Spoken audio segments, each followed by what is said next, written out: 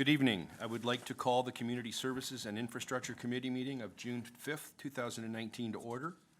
I would like to begin by reading a safety notice. In the event of an emergency, please evacuate the council chambers to the nearest exit through the chamber doors and obey all instructions given by our clerk, Trish Sarnicki.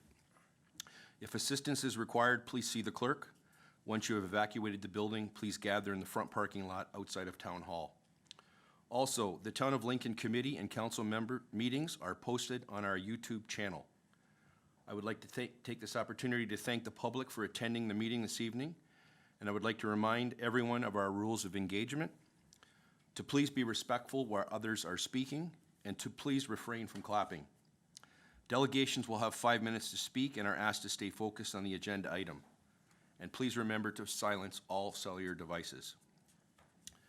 Roll call, we have all of council here this evening except for Councillor Rinjima, who sends her regrets.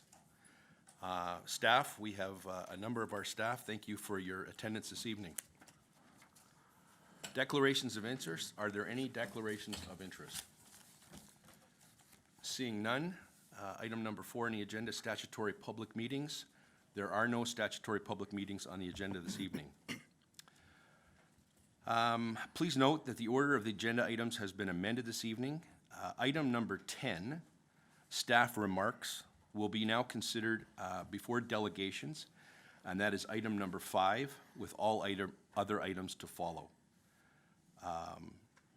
So I will now ask our CAO, Mr. Kirkopoulos, to make a few remarks. Thank you, Chairman Brunet, and good evening, members of council. Director Graham and I are going to provide a brief overview of the flooding situation and some of the degradation of our Lakeshore Road. And I do want to take a moment to acknowledge a number of our residents that are here in the crowd this evening, and that really is the rationale for moving this up in the agenda, to both acknowledge them so that they're not here for the next 2 or 3 hours listening to us go through a number of other items. Director Graham and I did meet with the group that you see before you, and maybe if you could just put your hands up and show members of council who you are. But Director Graham and I did meet with these individuals, these homeowners on Lakeshore early Monday morning. They have been the ones that have been the most impacted by what we've seen on our Lakeshore and how we've updated members of council on what transpired there. We spoke to them. They all spoke both sincerely, passionately, and with a level of urgency in terms of what is happening down in their particular location in their particular part of town, both in terms of access that is now limited, as well as how do they get certain amenities like gas and oil to their homes. And so we had conversations with them. We did inform them that we would be coming back to the July committee with a more thorough report and an update for council, but that also suggest to them that we would be speaking with you, Chair Brunet, and determining if there was an opportunity to share some information with committee in shorter order, which we are doing tonight. Director Graham is going to provide a little bit of an update in terms of some of the immediate actions that we are undertaking, and probably the newest update that we have right now is that we have been in contact with the Ministry of Municipal Affairs and Housing in terms of having a disaster assessment team come out. We are doing some immediate short-term works to allow the road to become passable and safe for both emergency services as well as residents to access their homes. And so we will be compiling all the necessary details, photos, addresses, and so forth, and passing those on to the disaster assessment team.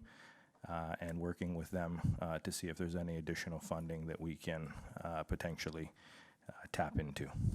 So, Dave? Through you, Mr. Chairman. And again, this is all a result of the record lake levels that we're currently experiencing in Lake Ontario. They're the highest levels that we've ever seen since recording lake levels. So it is a concern.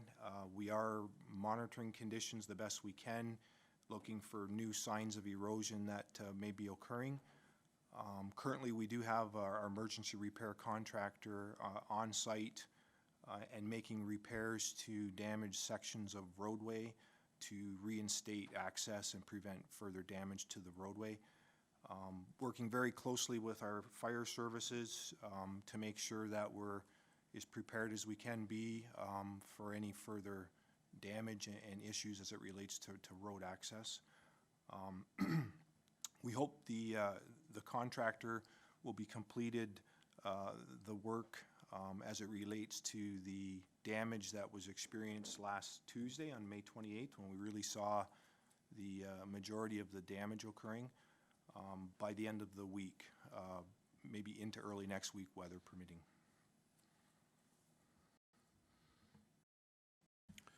Thank you, Director Graham.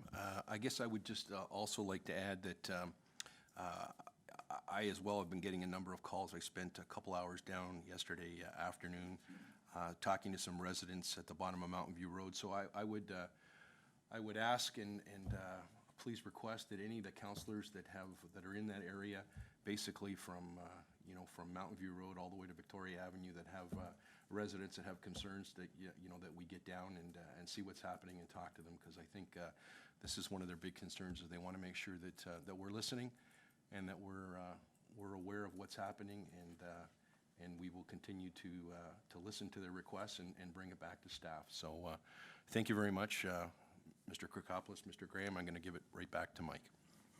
Through you, Mr. Chairman, I just wanted to add one more comment, and I think it's important to highlight that with residents sitting here, and that is that they did express a willingness and a desire to work with us once we have a defined plan in place. And so one of the things we are looking to do is to, in very short order, issue an RFP, put a plan in place, or get a consultant to give us a plan that we can then put in front of council. And again, I'd echo the comments that we heard on Monday, and that is that residents are willing to work with us on what a potential solution may look like once we have that defined plan in place. Thank you, Mike. Mary Stin. Thank you very much, Mr. Chairman. I'm pleased that some of our residents were able to come in this evening. I received a phone call about 4 o'clock this afternoon from our member of Provincial Parliament, Sam Oosterhoff. His question to me was, what could he do to help us? And I described for him what I saw when I was down last week, and the conversations that CAO Krikopoulos and the staff have been having. And I was very clear with him that we would be applying for funding, a great deal of funding, from any programs that the government could develop in short order to help us get on with the repairs. So I don't believe that he's had an opportunity to go there. I don't know that for sure, but he knows that that we are on top of this, and that our plan is to work with you until it's resolved. I was very surprised to see the damage, Mr. Chairman, to the work that was done in 2017. It seemed to be a much worse storm, even though it didn't feel like it at the time. And so I think there's a number of people that are working from different angles to help it get this resolved as quickly as we can. And I encourage you to continue working with the staff. That is,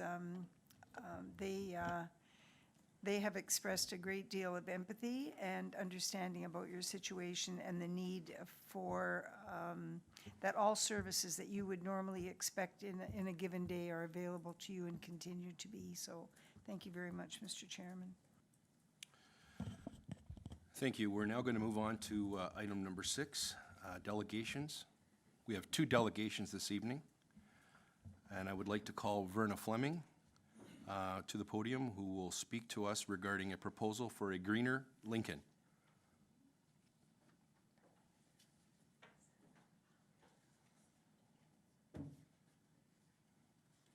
Okay, I have my clicker. I'm all set. Last time I sat down, so now I'm standing. It seems so much more official, but good evening, council and staff. For those of you who don't know me, my name is Verna Fleming. I've been pretty much a lifelong resident in Lincoln, as my kids like to call me. I'm a lifer.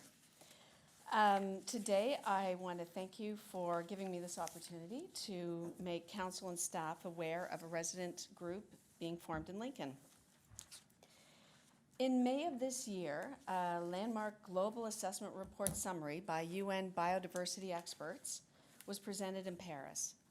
The theme, Our Biodiversity, Our Food, Our Health, aims to leverage knowledge and spread awareness of how much all life depends on biodiversity.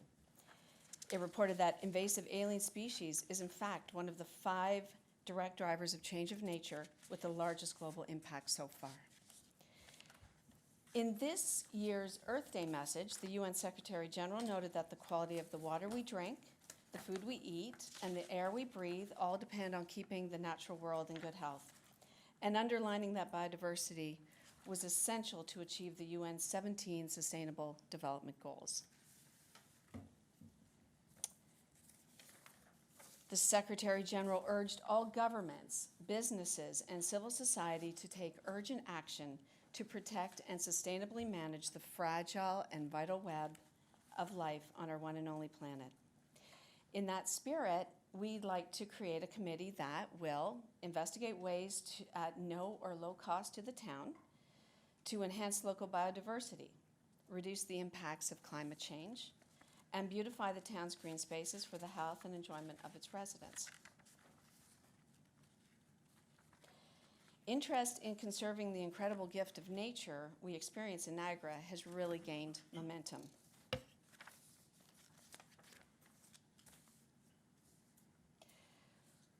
What are some of the things this committee could do? Well, we need community engagement. That is vital to any endeavor, success of.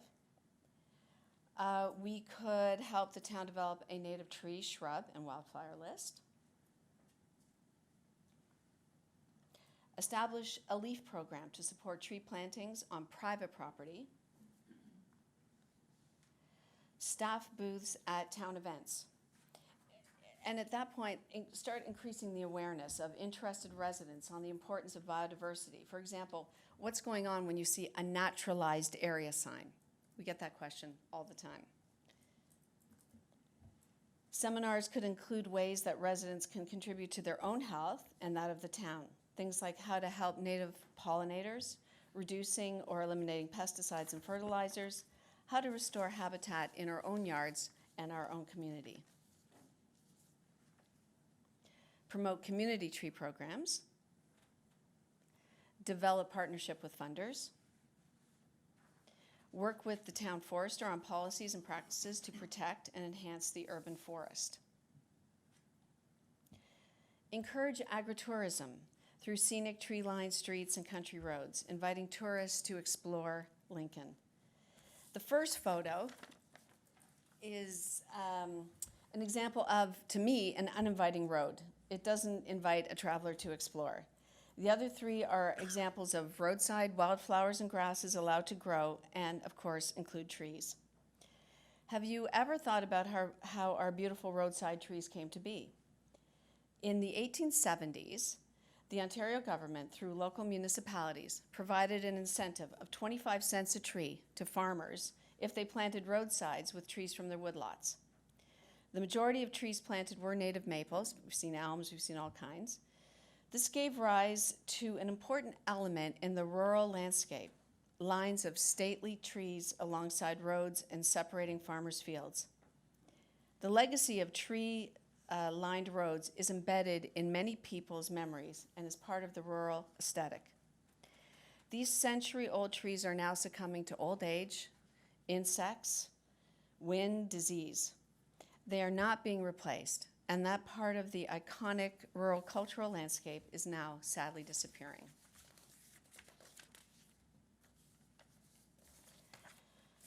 The report on biodiversity also tells us that it is not too late to make a difference, but only if we start now at every level from local to global. Through transformative change, nature can still be conserved, restored, and used sustainably. Thank you for this opportunity to present. Do I sit back down? Stand up there? Okay. Thank you, Verna, for your presentation. I'm going to ask council now if are there any questions from council? And I'm seeing my board light up. Councillor Timmers. Thank you, Chair Brunet, through to Verna. Thanks for coming tonight, Verna, and telling us this, your ideas and information in this group. So it's a new committee that you want to form. Are there any members at this point? Well, my volunteer partner through Ontario Green and the Val Fleming Butterfly Garden, Liz Benyon. And we have just a lot of interest. We've been, Sarah has directed us to a bee, the whole big name, but the bee pollinator thing at Brock. That's so perfect. And we met up with a lot of people there. We re-met up with a lot of people that we've met over the while. And so we've been gathering names, and we've had some meetings and initial stuff. So, yeah. That's great. I think this is a great initiative, and one that people will be very excited and want to be a part of. Yeah, I hope think so. greening Lincoln is, fantastic, and to, get the trees along the roads again, and like you said, they're dying off. They're getting old. So maybe if there's some kind of an incentive for people to plant, might be the way to go. 25 cents is going to No. do it, but maybe something a bit better.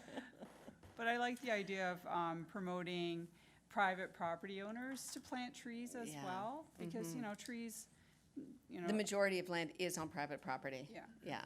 they provide so many health benefits to have that greenery, and we know all the benefits to our environment and to all the species and natural species that live in the green, the Yeah. trees, and yeah, I think it's great. So all the best, and Okay. I'll look forward to hearing more about the Yeah. committee. So. Thanks, Lynn, yeah.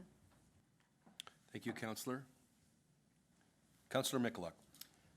Thank you, Chair Renee. Just through you to the presenter, Verna. I enjoyed planting those trees in Vineland that afternoon. I thought I was showing up for a photo op. Little did I know I was going to be handed a shovel. That being said, I did enjoy, and I look forward to years down the road seeing that tree, those two trees that I did plant, and seeing how they mature and grow. What would your committee makeup, what are you hoping for with your committee makeup? Would it be youth involved? Would it be strictly adults? Would it be, Yeah, What we sort would of love it if some youth got involved. That would be amazing. So far, it's really just been adults. But the more diverse members that we can get in there, like all ages, from all parts of the town. Adam's already, said, yes, please. So we'll put a shovel in his hand as soon as possible and get him going. But yeah, so that's what we hope for, just because there is so much interest in this. There's so much interest in, biodiversity, our health, how it can, and not even just to mention how it can make the town look beautiful, which I have mentioned, but it really makes a difference if you go into a subdivision that is treeless, like a new subdivision is treeless, obviously it doesn't have time, and you go into a gracious, beautiful street. It attracts people, it's the health benefits, they're innumerable. But yes, to answer your question, hopefully Yeah. as diverse a population as possible. and the reason why I ask is when we were there, like the college students that were summer students, they seemed quite interested and engaged, and I know that the youth, they get pretty excited when they're out tree planting, so. In the Philippines, I was just reading, every student has to plant 10 trees before they graduate, so could be Fantastic. something. Wow. Thank you. Keep up the good work. Thanks. Thank you, Councillor Michalak. Mary Easton.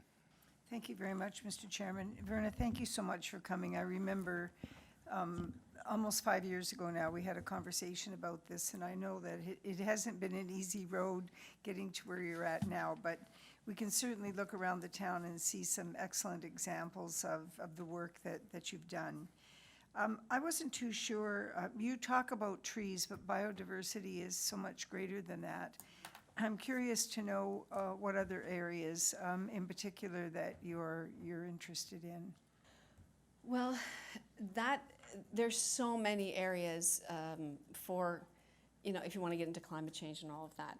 We're focusing on the biodiversity of our native plants, trees, fauna.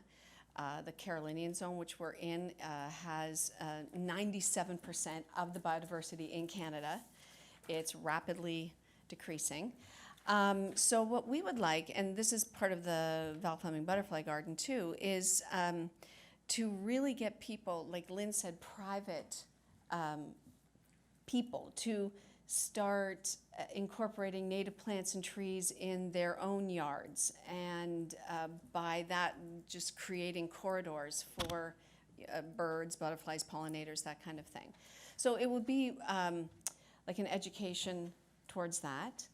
Some of the things that we would work on, like that I mentioned, low or no cost to the town, might be that developers use a tree list that has been approved by the town that encourages pollinators, especially important down by the lake, because that's where the monarchs make their first, they've wearied across the lake and they get to land. So our emphasis will be on the natural aspects, but education, how the town can make a difference. Again, I just said developers, but even replacement policies and things like that. But we haven't really gotten into the details of all of that yet. We're just sort of starting, but that's what we're thinking. Does that answer your question? Partially. Okay. Mr. Chairman, I'm very keen on what you're doing, Verna, but I also recognize the importance of having the accountabilities laid out well in order for success to be right there. And Okay. we're not having, you know, the same conversation and controversy 5 years down the road. And so I looked at what Calgary was doing, and I see that they have developed policies and tools. And if I go back to other committees, Mr. Chairman, that we have in place, let's use the Heritage Committee as an example. In that case, they are a committee of council. I didn't hear you say anything about a relationship per se, but we were able to do a much better job and have a more reliable way of carrying out our business when we knew what the relationship included, and that was the policies and procedures. And if it is your goal to plant native Carolinian wherever you plant it, then that is an agenda that's very clear. I know exactly what that looks like and what it means, and I think it's important for council to know the scope of what you're really planning. However, if in time we don't know about the other elements that other people may be thinking of, they may not be things that everybody on your committee knows or understands, but I am not so naive that I don't know that there's an agenda behind most of these committees, and I want to know what that agenda is, so that I can fully support the direction that we're going, because what you're talking about is extremely important to all of our communities. So, Mr. Chairman, if there's a mechanism that maybe Mr. Kirkopoulos would help us with this, what that next step would be that would help council move in a direction that is eyes wide open, at the same time as helping our community members like yourself, Verna, and others move in this direction, I would be very happy to do that tonight. But right now, at the moment, I'm feeling a little bit gun-shy about what that big agenda is, because I know we have an urban forestry model here, and somehow they have to come together, and we have to figure out a way so that they'll come together in harmony.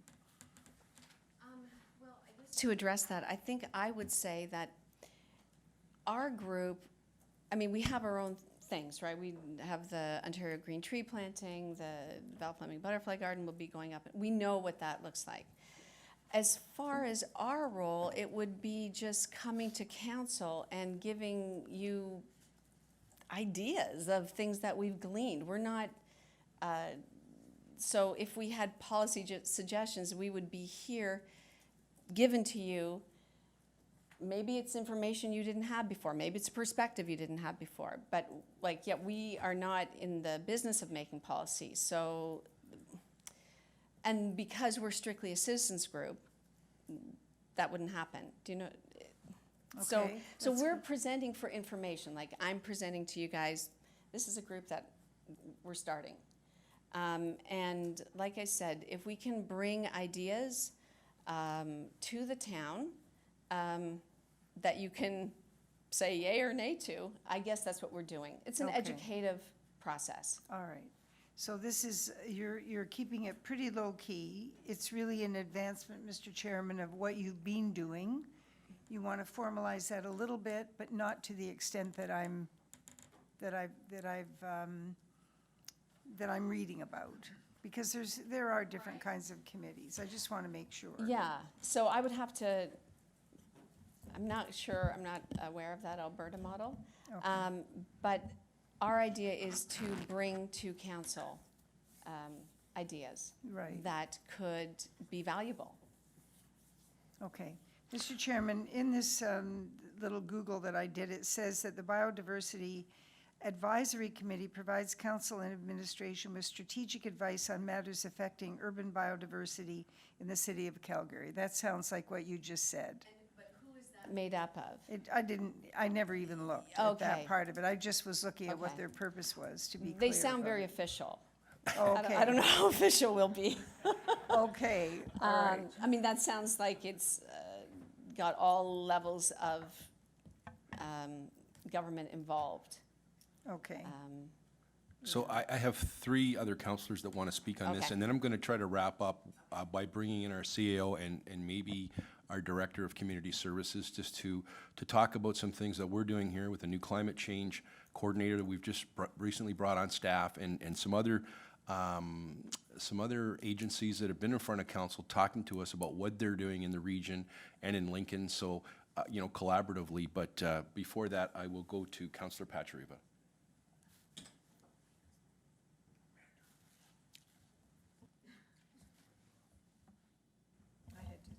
It's okay. I'll look out for you. Through you, Chair Bruni, thanks, Verna, for coming this evening. I planted trees years ago as a Boy Scout, so I mean, that's one of, and that was a heck of a long time ago. But it's, yeah, it's kind of, yes, Verna, you're older than me, because your birthday's earlier in the year. I know that. It was a couple weeks ago. But you know what? I think this is opportunistic coming this evening, and I see it taking the role that our Active Transportation Committee had. So there was a groundswell of citizens, and Councilor Brunet and I started that last committee, or last term. It was an ad hoc committee. And then this term of council, it's become a committee of council. So I think that would be a great start to establish an ad hoc committee. We're bringing on, Councilor Brunet said, we've got a climate person. We're looking to hire an arborist. We're looking to establish, and I shared it with Ms. McKay a couple months ago, an urban forestry program. We've got something, it's very loose. It's more like an emerald ash borer mitigation policy. It's not an urban forestry program. And that's what we need to establish. And hopefully, I can see someone like the arborist being on there. I can see someone like the climatic change coordinator. I can see a couple counselors being on there, because there was a report on the radio today that if we continue to stick our heads in the sand and we think that the climate isn't changing, that there's a report that the world will cease to exist in 2055. So I just did some quick math in my head. I won't be here, but my kids sure will. And if we continue to ignore this, then we have a chance to solve the problem. So wholeheartedly agree with what you're doing. We'll help out in any way, shape, or form. And one of the other aspects, Verna, of biodiversity in this is a living snow fence. Are you talking about a shelter belt? Because I'm so down for that. That's a brilliant idea. JD, I've never seen such brilliance there. That is great. No. Thank you, Verna. No, that is good. He's been banging that drum for about 8 years. Oh. And if it takes someone like you to help me get it off the ground, That is a great idea. We They need think more I'm of just those. fluff. No. Thank you. Not just a pretty face, I assure you. That is a good idea. Councillor McPherson. So how do I top that? Thank you, Mr. Chair, and through you to Verna. Thank you for coming tonight, and outstanding initiative. My question is about your comment on private property, and can you can you help me understand a little bit about what you're talking about, private property? Well, the illustration I used was LEAF, which I don't even know what that stands for. We just say LEAF all the time. And that is a very ambitious program. It started in Toronto. It now encompasses like the GTA. And what it does, it started very small and now it's very large, but they get trees at a subsidized cost, this organization. They have people that they send out, is this a good tree for the backyard? Is this a good tree for the front yard? And so their aim is to get a tree in everyone's backyard and front yard if possible. They are native trees. And it is, it's a charitably run organization, but it is in, I don't know, probably its 20th year now, and it's doing really well. That's super ambitious, but that would be an idea of getting it on people's private property. However, again, like with the Val Fleming Butterfly Garden, with seminars, just getting people to understand that private property is, like I said before, is the majority of property in the town. And if we can get pollinator-friendly gardens and trees, that's a major step into establishing biodiversity. Yes, parks, yes, other things, but private property is huge. Good. No, that sounds interesting. Very interesting. Ambitious. We would Yes. work up to that LEAF thing because they've been going at it for a couple decades now, but it's hugely successful. So if I may, Mr. Chair, just one other question. So can I assume that you and Liz are fully engaged with our Parks Master Plan? As well as, you mentioned the MPCA. The MPCA, I know, has got a 1 million tree or 5 million tree or initiative. And I am assuming that you're engaged with them as well. Or going to be. Yeah, with Renee Bissonette, I think. Right, Yeah, right. we've met her and we're working on, she's working on getting a whole bunch of interested folks together too. So as far as the master plan, yeah, we can't wait. We're having talks with Sarah about how the garden's gonna fit into the Serena Park area. But more specifically. I'm thinking trees in our Parks Master Trees, Plan. And yes. I know And- Liz and Yeah. you probably Yeah. have planted a number of trees in Right. parks around town. Right, and we want And to continue doing that. Is that part of our plan? Is that part of your Our plan? Parks Master Your Plan? Parks Master Plan? Probably not at this don't point know. by your reaction. I So don't know, yeah. just from a, someplace to work with us, it might be Right. an opportunity. And we're getting close to having it finished. So, The Serena? Or no, I'm talking about the Parks Master Oh, Plan. the Parks Master Plan. Okay, yeah, right. Yeah. Yeah, Just a thought. yeah. Okay, thank you. Thank you for coming. Councillor Russell. Thank you, Chair Bernay. Verna, thank you very much for coming in. One of the things that I'm looking forward to, and I know that when we sat down with Councillor Mikulik, yourself and Liz, was that education piece. And I know coming from our meeting, I learned quite a bit about what native species really do, how much they matter to this area, and how much they can feed other components of the ecosystem. And again, compared to when you bring a non-native tree in, for instance. And I was just blown away by that. And my whole family kind of heard about that for a few days.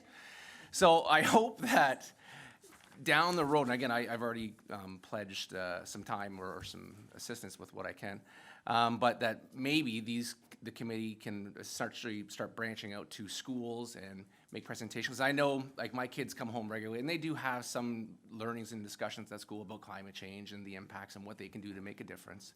But these kind of things can really help solidify that message. So I think if that's part of the plans, I think it's a good idea.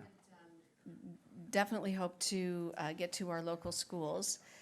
Liz Benyon through Ontario Green, gosh, I wish I had the number. I mean, she reaches thousands of kids all over Ontario every year, school year. So far, maybe not so much in Lincoln, but definitely in Niagara. She goes wherever she's called. So if a teacher calls her, she goes. So she's made thousands of presentations that are linked to the actual school curriculum. But that would be a great thing, because if you start then when they're young and eager and still want to learn about that, that's when you make changes, for sure. 100%. Yeah. Anyway, thanks again for coming. Thank you. Thank you, councillors. I'm going to go to our CAO for a couple of comments. Through you, Mr. Chair, and I will actually, following a couple of brief comments and introductions, actually ask both Associate Director Ain and Director McKay to provide some comments on the various aspects. But I just did want to highlight that we do have our climate change coordinator sitting here in the crowd listening to this presentation, Shannon Fernandez. Shannon was actually with Jillian leading a presentation this morning to our senior management team talking about our climate adaptation plan and the various aspects of it. And I know she expressed an interest knowing that you were coming here this evening to both hearing your presentation, but also meeting with you, and that's why she is here this evening listening to that. We are going to be dealing with adaptation more than mitigation, and I think we had a thorough education this morning on the difference between those two and the outputs and how we would try to impact them. So I know Shannon does want to connect with you, reach out with you. There's going to be an advisors group as part of that outreach to the community, and I think working together absolutely could be a way where we integrate a lot of what we heard today from you. We're also looking at low impact development standards, low intensity, things like naturalized stormwater management, things that we're trying to incorporate into our development as well. So I think a number of those things are going to come out, but definitely the input and the advocacy that a group like yours and Liz's provides, Vern, I think will absolutely allow us to move forward. And when you were here, I did actually look up what LEAF stands for, and it's Local Enhancement and Appreciation of Forests. So really it's incentivizing backyard planting of trees through making it more affordable for folks to do it in multi-complex type units. So a great program, something that absolutely I'd love for us to aspire to. Thank you, Mr. CAO. So I'm now going to go to either the director or the associate director, McKay and Ain, to add some final comments. Through you, Mr. Chairman, thank you.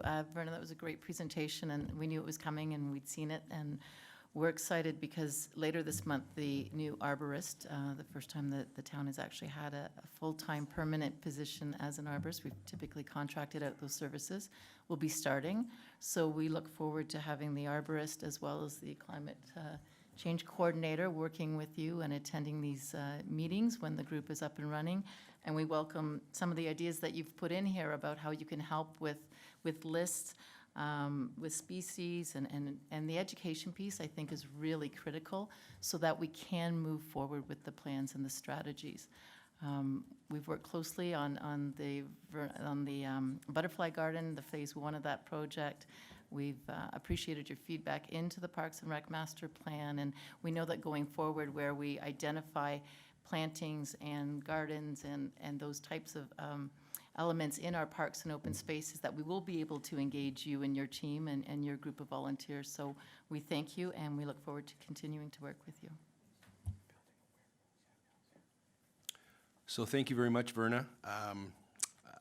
Your presentation was very enlightening, but I want to tell you that, this council has been, very well aware, and we look forward to working with you in whatever way, we go down the path. Councillor McPherson and I just came back from a national conference where there was 2,100 delegates, and I can tell you that next to cannabis, the two most important things that were talked about for the 4 days in Quebec City were climate change and mental health, and we've got them both on the agenda tonight. So thank you for coming. Okay, thank you. Thank you very much. So our next delegation this evening, and I'm going to ask council, even before I bring up our two presenters, because I'm fairly confident we're going to go beyond the 5-minute time frame. So I ask by majority vote, all in favor to extend the 5-minute period? Thank you very much. So we now have Carolyn Ryle, from the Director of Transportation Services Division of Public Works, Niagara Region, and Frank Tassoni, Associate Director of Transportation and Engineering, joining us this evening.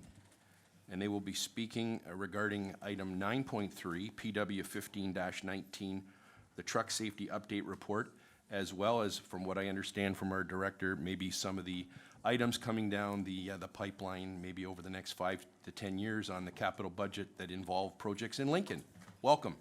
Thank you. Good evening, Mr. Chair, committee members. Again, I'm Carolyn Ryle. I'm the Director of Transportation with Niagara Region, and I'm pleased to have Frank Tassoni, who is the Associate Director of Transportation Engineering, here with us tonight to provide an update. I think it was a year ago, Mayor Easton, I was here, it was my first time here with now our acting CEO, Ron Tripp. So we're pleased to be back here, one, to give a 1 to 5 and a 5 to 10 year outlook as to the programs and the investments in Lincoln, and also to talk a lot of the safety initiatives that we've been working very closely with staff here in Lincoln, and Mountain Street being one in particular that we've been concentrating on. So we're pleased to be here this evening. Just to put a little bit of context onto this, within 2019, we have a $5 million approved capital budget, so works within the municipality, and we're excited to start the implementation of those, and Frank is going to be talking about what those capital works actually deal with. But what the other major point of us coming here this evening is to give you the outlook of our draft budget, which is roughly $30 million in the next 5 years that we're looking to invest in the municipality, which again, from a partnership and working with staff here, it's important that we communicate this. And as we work through our 2020 and our 5-year outlook, we want to make everybody apprised of the good work that we're working with staff here to do within your own municipality. So it's key that we bring that forward, and it's a great opportunity to come here this evening to talk about it. So when we deal with our capital budgets, and we're in our 2020 outlook right now, and we're putting those draft budgets together, there are 4 major pieces of the business that we look at from a transportation engineering perspective. It's a very, very large program that we roll out between Frank, myself, and many other associate directors at the region. But we're looking at network expansion, so that's looking at capacity improvements and in new roads, for example, that we would bring online within different municipalities and the many processes that go along with that. We look at intersection improvement programs, and Frank will outline some of those as part of the presentation. Our roads rehabilitation program, so that's a current road that obviously needs just a rehabilitation or work that needs to be done to it prior to any major reconstruction, which would be down the road.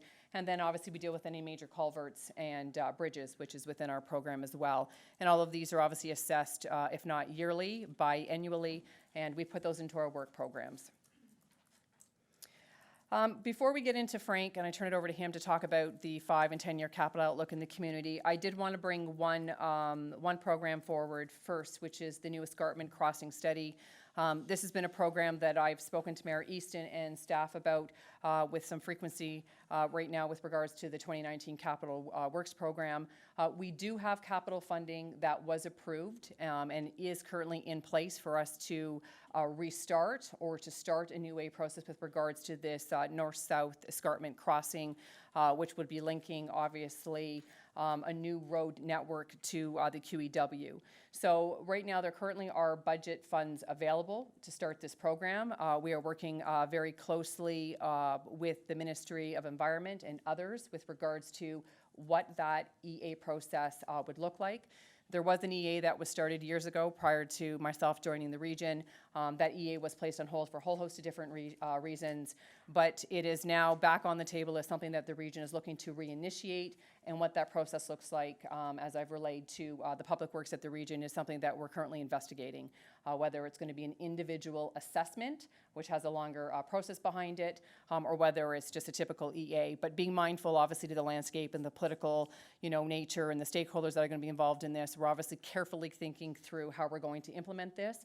And obviously, more importantly, we need to look at, if we were to get an EA approved in the next 1.5 to 2 years, what does that mean from an economic perspective? Because this is going to be hundreds of millions to implement, and then there's going to be funding partners and obviously different levels of provincial government and federal governments that we're going to need to have on board with us. And that's where, when I'm talking in front of Public Works at the region and Mayor Easton's at the table, I'm looking obviously for the support of our council to help bring these initiatives forward, because we're going to be looking for that capital funding to help us be successful, obviously to implement something that we're all very passionate about when we talk about truck traffic and congestion on the QEW and other things we want to bring forward as major initiatives to the region. So from my perspective, it really is a partnership in how we work together, keeping this at the forefront and moving the business forward. I'm now going to turn it over to Frank just to give highlights on the capital programs. Okay, so I'm going to highlight a number of projects that are in our 1 to 5 and 5 to 10 year capital forecast, along with construction timing and also just some highlights of what we're looking to do as part of each project. So we're starting with the Regional Road 69 Pelham Road, Phase 3. We currently have Phase 2 of this project under construction, which is the section that is up the hill in Rockway. Phase 3, which is within the town of Lincoln, is from the top of Rockway at Wessel, extending to 8th Avenue, and we have construction funding for 2021 for this project. This will include the rehabilitation of the road and some partially paved shoulders for active transportation purposes. We have a couple of projects on Regional Road 81 King Street. The first section is from Durham to Lincoln. This section is an urbanization with the addition of active transportation facilities and some illumination upgrades throughout that corridor. The second section that we have in the 5-year forecast is the section from Vinehaven Trail to 23rd Street, and I know this has garnered a fair bit of popularity with the local residents and businesses in the area. So that is currently in the forecast for 2023 for construction. We're working through the detailed design now. And that also includes urbanization, upgrades to the active transportation facilities, some slight intersection geometry improvements there as well. And I also believe there's some buried infrastructure that is being constructed on behalf of the town as their project partners on that particular program. Regional Road 81 King Street at Main Street and 19th is a project that is being run by the town. The region is cost-sharing partners, so we do have funds allocated to this project to be able to partner with the town. There's ongoing meetings happening, and town staff are working well through the design at this point, so we are willing and at the table to assist the town in any way, shape, or form with that program. The next few projects that I'm going to discuss are structure projects, and they're projects that you may or may not know exist because a lot of them are under roads and you don't quite see the issues that we're having. The first one is 16 Creek Culvert replacement.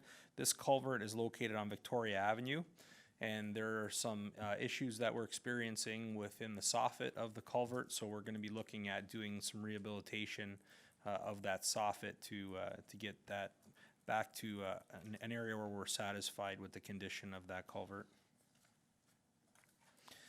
The next one is 16 Mile Creek Bridge structure. That's over the South Service Road.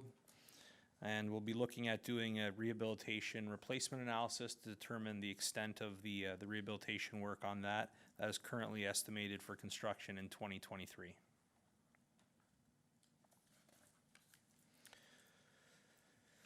The next project is 16 Creek Arch Culvert, which is located on 4th Avenue.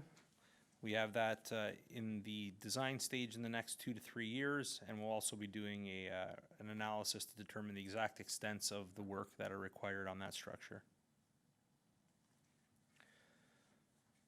Another structure that you're probably very familiar with is through the hollow, and that is Regional Road 81, 20 Mile Bridge Arch. Very significant structure, very busy section of roadway, so we're currently underway with a rehab replacement analysis and deck condition survey to determine the extents of the rehabilitation required there, with the intentions of going to construction with that next year.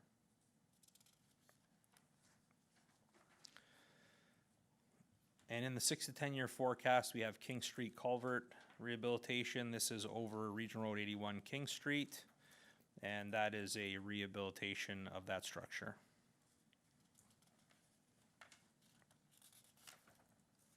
I'll pass it back over to Carolyn to discuss Mountain Street.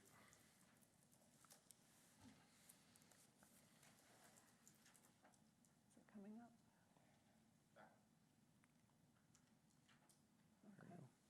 Thank you, Frank.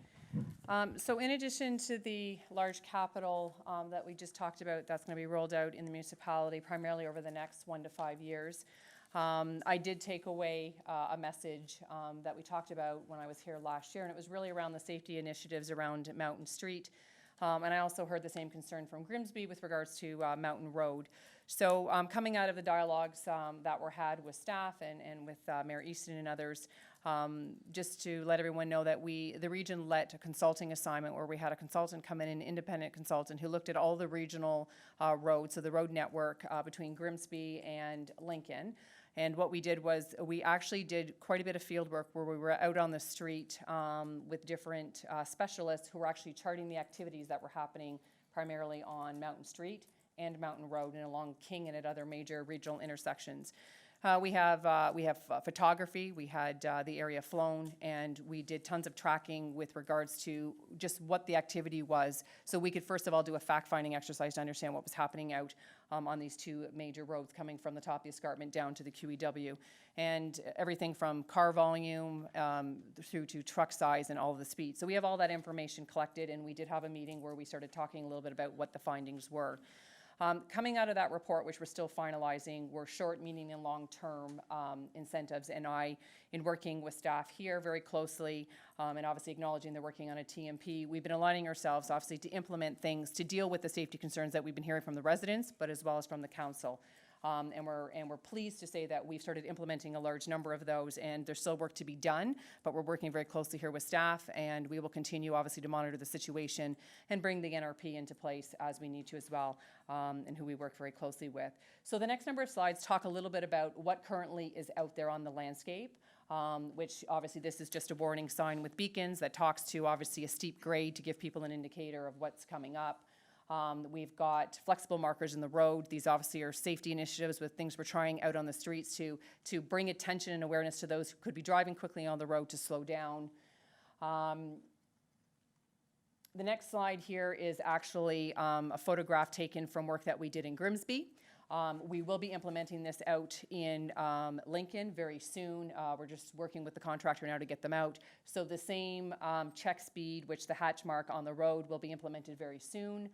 And we've also are just waiting on a unit that we've hired that's going to be dealing with the flashing of the speed sign. And what it'll do is it'll flash the speed so everyone knows you're supposed to be driving on the road. And what it'll do is if you're going over the 50, it'll trigger you to slow down. It'll send out a message for you to slow down. So that right now is on order and will be installed. And we'll work with the town, obviously, on a specific location of where we're going to be placing it. So these are just some of the short term. We've got flexible markers, obviously, in the school zone. Again, and that we've got a flashing 40, obviously, during certain periods of the time to let people know as well that they're approaching a school zone and obviously to be cautious and again, to slow down. And then with some other works that we've been doing with regards to the street, we did talk about relocating the center line to give a little bit more access for the eastbound right turn for all vehicles to make their way up Mountain Street safely. So all of these, as well as the ladder crossworks at the major intersections of King and Ontario and Mountain and King Street. This work has all been implemented for the short-term solutions. The region will continue to be out there monitoring to see how successful these are to start with. These were just put into place within the last couple of weeks. We'll continue to work with staff, obviously, on their TMP, and whether there's going to be other improvements as we move into more the medium and the long term. So the longer term vision obviously is looking at the north-south escarpment crossing, obviously getting designated truck routes, moving up that, for example. Those are the larger visionary items that we will continue to push forward with regional council and with the support of all the municipalities. But in the short term, we obviously are acknowledging that there are safety concerns, there is speeding, and we will continue to do our part in monitoring it and working with the municipality on things that we can do. So I just wanted to bring to light today some of the safety initiatives that we've been working closely with staff on. There's been lots of conversations and working together on how we could improve the situation, and we will continue to do that. So I'm pleased to present some of that today. With regards just to giving an update on the regional vision, so coming out of our transportation master plan, we had 6 different typologies that were outlined, so that's from a rural all the way up to an urban cross-section. We currently, right now, are going to be releasing an RFP very soon to bring a consultant on board that's going to be talking to us as we put a stakeholder group together with all the different municipalities on what does a complete streets outlook look like for all the different cross-sections. So we'll be coming back to the town of Lincoln. We'll be looking for a stakeholder to participate as part of us evolving what a complete streets outlook would look on regional roads. And what it'll be is we'll be putting together more or less, it'll be a check sheet. So for example, if I use an urban cross-section as an example, what does an urban cross-section look like? What does the role does the municipality play with, for example, some additional features, street lighting, benches, different landscaping features, for example, they may want to have in those different types of typologies. So that's going to be something we're going to be working very closely, obviously led through the region, but working closely with the municipalities for buy-in and their understanding as to what their role and opportunities will be moving forward as we build and rehabilitate new roads. Another visionary item that we've talked about that's come out of the TMP is the regional wayfinding, talking with the municipalities and how we obviously link, very important destination routes from regional roads into their municipalities. This is a huge program.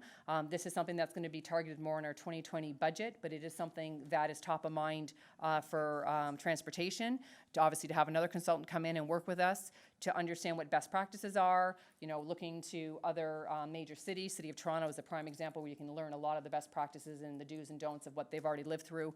So we work very closely with many other stakeholders and to learn from them. But that'll be something that'll be coming on board on 2020. With regards to just a general statement around safety initiatives, Mayor Easton in particular, there'll be 3 reports coming to Public Works in July. One is around red light cameras coming to the region. Another one is on automated speed enforcement, becoming a player with regards to just being a stakeholder at the table before that gets legislated or as it's making its way to forming legislation. And then the last one are community safety zones. So there'll be 3 reports coming to Public Works where we're looking for approval to, first of all, for the community safety zones to initiate pilots in 2 areas in the region to track those. We've already been working with the regional police who are on board to support us with regards to that. And if we find the community safety zones in school zones is something that is successful, which we're hoping, this is something we can translate onto Mountain Street, for example, in the school area. And what that means is that the fines are doubled in the areas of school zone if someone's caught speeding. Automated speed enforcement, again, the approval for us there is just wanting to be a part of the initial stakeholder group. It's led through MTO and City of Toronto, and right now they're forming, obviously, a terms of reference for an RFP as they form the legislation. And again, that will assist with safety initiatives in school zones and in other important areas throughout regions where there could be speeding. And what it'll be is there'll be just automated tickets issued to those driving the vehicle under that license plate.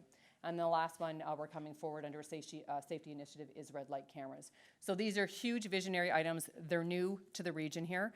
We're excited to bring them forward. We will be piloting them, and we will work to ensure they're successful so we can roll them out in all communities. And again, it's a partnership with the municipalities. So we're going to be strategic, obviously, in understanding where they should be placed and making sure we're all working together, again, just to make sure they're successful. And then the last thing under safety is we're bringing Vision Zero online, which obviously encapsulates all of this, and that's obviously wanting to reduce accidents and incidents to 0 and reducing fatalities across the board everywhere. So we're very passionate about bringing these forward, and again, I'm excited to partner with all the municipalities in how we do this. The Niagara-Hamilton Trade Corridor, this again is something that's been on the roster, and the region's been working on this for I'm going to say at least a decade before I joined, if not more. But we've been working with Vance Badaway's office very closely, and we've just done our 2nd submission with regards to the National Trade Corridor funding to roll out Phase 1. And if we're successful, and we hope we are, we'll be working on the Phase 1, which is the QEW from Fort Erie to Welland. And again, that'll be a very, very large program. We put in an ask for $90 million to roll out that first phase. Again, this is a very large conversation we're having with the feds as well as MTO because we need all of their support with regards to the region maybe doing the beginning pieces of those elements, but this won't be a regional road in the end. It's more of a ministry led initiative, and we'll be there to support. But we're leading the charge with regards to the funding, and we're hearing that they're wanting to work with us, and hopefully we'll be successful in that. So there'll be more news with regards to that. And the last thing is just developments. We work very closely, obviously, with our planning group at the region, who are very in tune with the major developments coming online in regional roads in the different municipalities. It's important that we work together as partners understanding these developments. We understand, obviously, the strategies of what it does from access points of view and all the different services. So again, I want to thank the close relationships we have with the different staff here as we continue to communicate on all of this to make sure that the right infrastructure is being put into place well before the development in order to ensure that we've got the right infrastructure and we're successful. So on that note, if there's any questions, we're happy to answer them. Thank you, Carolyn and Frank, for your presentation. And I'm going to go to council, ask if there are any questions for our presenters.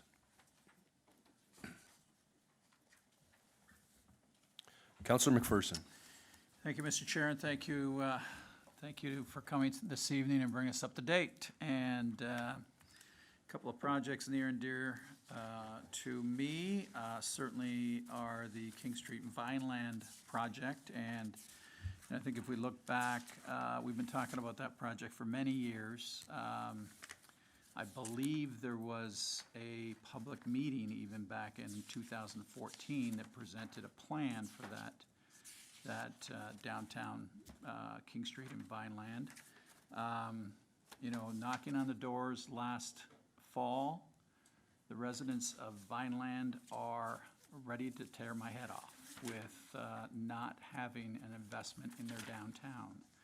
So, and we know that Prudhome's is coming, you know, so, you know, we've got a window, I think, of improving the downtown prior to Prudhome's getting built. Because once we have Prudhome's built and we have its own downtown, you know, we may have lost a great opportunity to have a more vibrant downtown Vineland. So I understand it's 2023. I'd like to see it earlier. You know, I'd like to think that we're out there in public meetings next year, possibly early 2021, and that we're moving on this thing because it is, it's been one of those projects that everybody's saying, oh yeah, we've talked about this, and nothing's happened. So maybe some comments on that project? Yeah, through Mr. Chair, we are working through the detailed design currently, and we will be looking at the ability to move projects through every budget cycle that we have. Right now, we're in the middle of our 2020 budget cycle, and we have not moved it up simply because we are not at a point where we could be shovel-ready for 2020. However, we will be looking at that through each budget cycle, and if there is an opportunity to move that forward, we would obviously consider that option. Great, good to hear. And the other project is the bridge in the Jordan Hollow. And I don't know if there's any discussion at the region about safety through the Jordan Hollow and making the Jordan Hollow a much more pedestrian-friendly, active transportation-friendly road because again, you know, we have a lot of cyclists. Migrant workers are on their old rickety bikes riding through that hollow, and there is probably an accident happening in our future. And, you know, I know it is an expensive venture. Maybe we can start with, if we are looking at the bridge, to make the bridge more pedestrian-friendly, so that if we got cyclists going down through there, there's an opportunity for them to carry on over the bridge. But not to lose the thought of a potential redesign of that hollow so that we could accommodate runners, walkers, cyclists through there. Because today, it's just a dangerous, beautiful road, but very, very dangerous for those that are not in a car. Thank you, Mr. Chair. Yeah, through Mr. Chair, we are currently working through some preliminary investigation reports to determine the extents of the rehabilitation on that structure. We will definitely be investigating the possibilities of pedestrian facilities on the structure, and we will also be working through town staff to determine the desire, because there will be some cost for the town in putting those types of facilities on that structure. We do consider that every time that we replace a structure, in all likelihood, there will be a replacement of that structure, not a rehabilitation. It will be a very challenging project, as you're aware how narrow that section of roadway is. There's retaining walls on both sides of that road, both on the top end holding the escarpment up and on the bottom end holding the road up. We are also starting to experience some issues with those retaining walls. So we will be looking at a larger program on how we can reinforce some of those areas. So in the large scale, yes, there will be an opportunity to look at some additional active transportation facilities. More specific to that bridge is that is a guarantee that we will be looking at that, and we'll be having some dialogue with staff on that. Great, and if you will indulge me one more. I sit on the BIA as a council representative in downtown Beamsville, and just a comment about the trucks going through Beamsville, and I don't need to tell you this, that Grimsby's in a little different situation where the trucks are rolling through their town going straight, and they're going straight through Christie onto the QEW. We are having trucks turn, which I can't tell you how many times I've been told that trucks are mounting the sidewalk.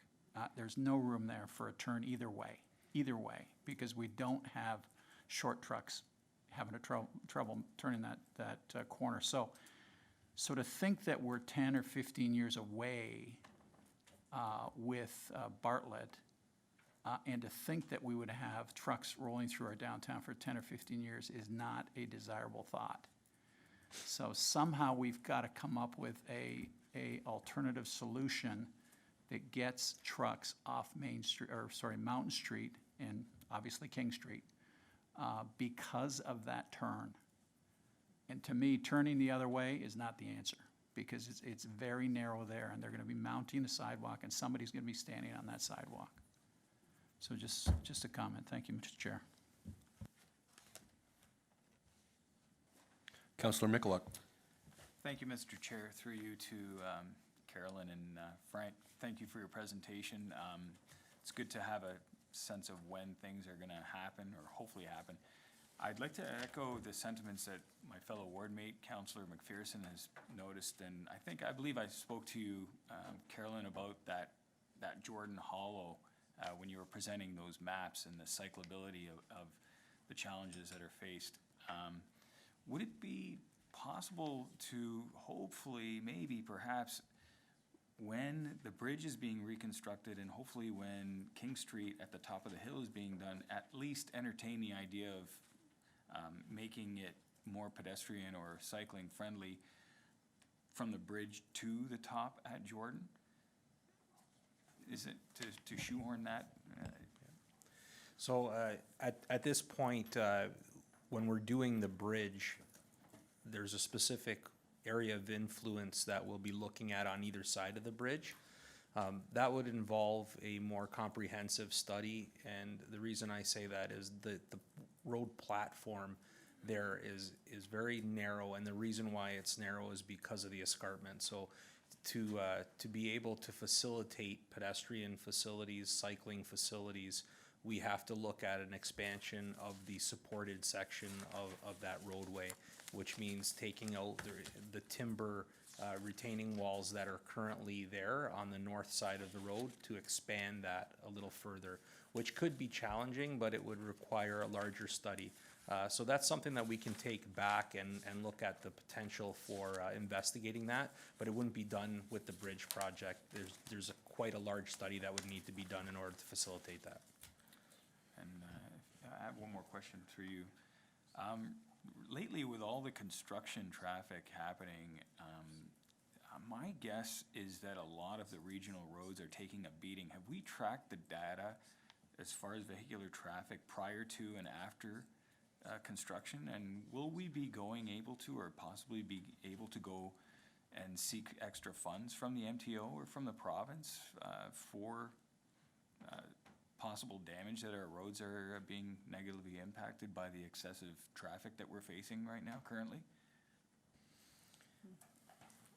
Well, the short answer to that would be that region roads really are there to facilitate heavy traffic. We construct our roads to be able to hold that type of traffic, and we expect that our roads are going to be able to house that traffic. That way we can keep them off of local roads and areas where local municipalities really don't want to see them. So it probably wouldn't be prudent on our part to try and assess damages to a road when we really are constructing them for those purposes. Are we seeing more degradation of our roads? Our PCI index wouldn't indicate that. It would indicate that the investments that we're making in our road system is actually proving positive, and that our PCI is at a point where it's elevating rather than declining. So I wouldn't say that that's necessarily the trend that we're seeing, but recognizing that we are seeing more traffic on our roads and more heavy traffic on our roads, but they are designed to handle that. Okay, that's all, thank you. Thank you, Councillor Michalak. I'm going to go to Councillor Patriva. Thanks, Chair Brunei. And Frank and Carolyn, thank you very much for coming tonight in the presentation. Just a couple questions, and I'm gonna vary from Councillor McPherson's or a question about Vineland. I think the order of the King Street rehab should be Durham to Lincoln, given the new high school that's coming. Downtown Jordan, King and 19th Street, seeing that's been on the books for since 2003, since my first term of council. And I was happy to hear that there's funds allocated on that, so we're waiting on our end. So we can push them, and then Vineland to come third, given these other two projects are coming a bit more. The King Street Hollow project, you did a fantastic job between 7th and 5th. I know it's probably grandiose asking for something like that, but that would satisfy a lot of the needs. And you know, just have a drive down there on a Sunday and see the crowds. And again, I had said this last time, whether we can get a pedestrian bridge in there like they have at Weber's on Highway 11 to help facilitate that traffic, because you know something's going to happen there. The initiatives on Mountain Street, thank you very much. And I don't mean to steal Chair Brunei's thunder, but I might. One of the aspects that we were promised a couple years ago when we met with Mr. Tripp on a day like today, rainy, overcast, was a sign at the corner of Fly and Mountain Street saying, you know, preferred truck route is Fly Road to Victoria, which would probably take away a lot of the concerns of them going down. So not like preferred. So that was like the sign with steep grade. That was one thing that's happened. The hash marks, the chevrons, things like that. But this was the missing piece that still isn't out there. So wondering where that might be. Maybe just. Through the chair. I'll take that back actually to look into that more specifically, because I'm not aware of that one specifically. But we have been having conversations with Director Graham, obviously as part of the TMP, and as part of a medium-term solution for us to bring forward a designated truck route, which is obviously going to be a piece of work that we're going to be looking into. So, and it won't just be for Lincoln, it'll be obviously for some of the other communities, Grimsby included, with regards to outlining a designated truck route. But then we are all acknowledging when we have our conversation, it gets down to how is that enforced? Because you need enforcement, even though you put the signs out there, and we're hoping they're going to obviously follow what we're outlining, but it'll then come down to the next element of enforcement. So on that note, just because I had a conversation with Mary Easton, I didn't mention it this evening, as part of the 2020 capital budget, one of the conversations I've been having with the Niagara Regional Police is that the region putting funding dollars into our own capital project where we could have, I'll say, an off-duty officer that will work for the region, on behalf of the region, throughout all the different municipalities for different initiatives, such as, for example, enforcing speed in community zones. And we would have, obviously, agenda of items that we'd have 1 or 2 individuals that the region would pay for, and we would direct them, versus right now we're calling them and we're directing them out to, obviously, based on the number of calls we're getting. So that's something that we put into the 2020 capital budget. Mary, soon you'll be seeing it coming forward. I think it's a great initiative, and I'm looking for the support for the dollars for that, because that'll help us in some of these situations when we're getting the calls, which we do rightly on some of these streets, that we can position the police out there how we wish, because we'll be paying for it. So. Yeah, fantastic. And one last question about the regional wayfinding. We're doing a tourism strategy right now, and part of it's wayfinding. We put some money aside the other night for doing that. I think the regional wayfinding right now in the city of St. Catharines is tremendous. You've got the region's masthead with the regional properties, followed up by the city, and their property. So wondering how that might differ from what you already have. So, through the chair, so the wayfinding is complex in that each different municipality is looking obviously for a different form of how the wayfinding should look, color, size. So that's something we're looking to obviously trying to standardize. So what, for example, just the overall structures would look like. And then obviously talking about getting an alignment on obviously what we'd be posting, size, color. So it's really just those intricacies that we need to work through, because in dealing with a number of the other municipalities, everyone's got a different vision of what they're looking for. And I do know a little bit about the history that I think this was something the region tried to embark on many years ago, but again, it was just I guess, trying to get everybody sort of onto the same page with an understanding of, how the regional road would look from a wayfinding perspective, and then, working with everybody on how we would delineate, obviously important historical and other areas, obviously in their municipality. So it's something we are going to bring back up online. It's a big piece of work. It's huge. Yeah, no, that's, and that's fantastic, because this was one of the items identified through the RTO's investigation when we had the group, the Y Partnership, come up from the US, is that everything needs to be standardized, especially when you've got people that can't speak English. There's standard shapes, and you can't deviate with colors. Like they're looking, a campground is, the little tent with the line, and something like that, and a sense of arrival and a sense of departure, is that we don't have that either. No, we really don't know when we arrive to the region or when we leave. That was one of the other things they identified. So maybe incorporating that in the wayfinding, fantastic. Thank you. Thank you, Councillor Patriva. I'm going to go to Councillor Timmers. Thank you, Chair Brunei, through to the delegation. Thank you very much for coming tonight in your presentation.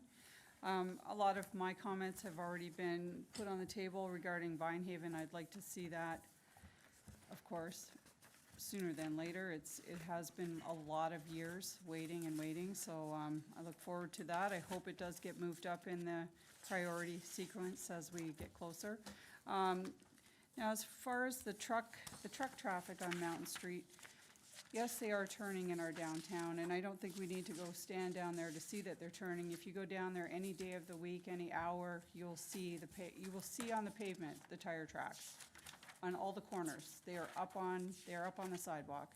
So I guess, you talked about immediate plans to slow people down on Mountain Street. So I like the check speed. I've seen it in Grimsby. I think it works. People do look. So slowing them down, yes, that's a great first step. But I think where we really want to go is we don't want them on there at all. We don't want them on Mountain Street. We don't want them in our downtown core. So I know about the immediate steps. So let's talk about the next steps. So you talked about a designated truck route.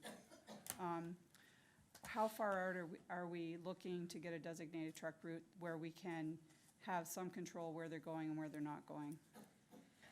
Through the chair. So the designated truck route is a new assignment that the region and working with the multiple municipalities need to put out.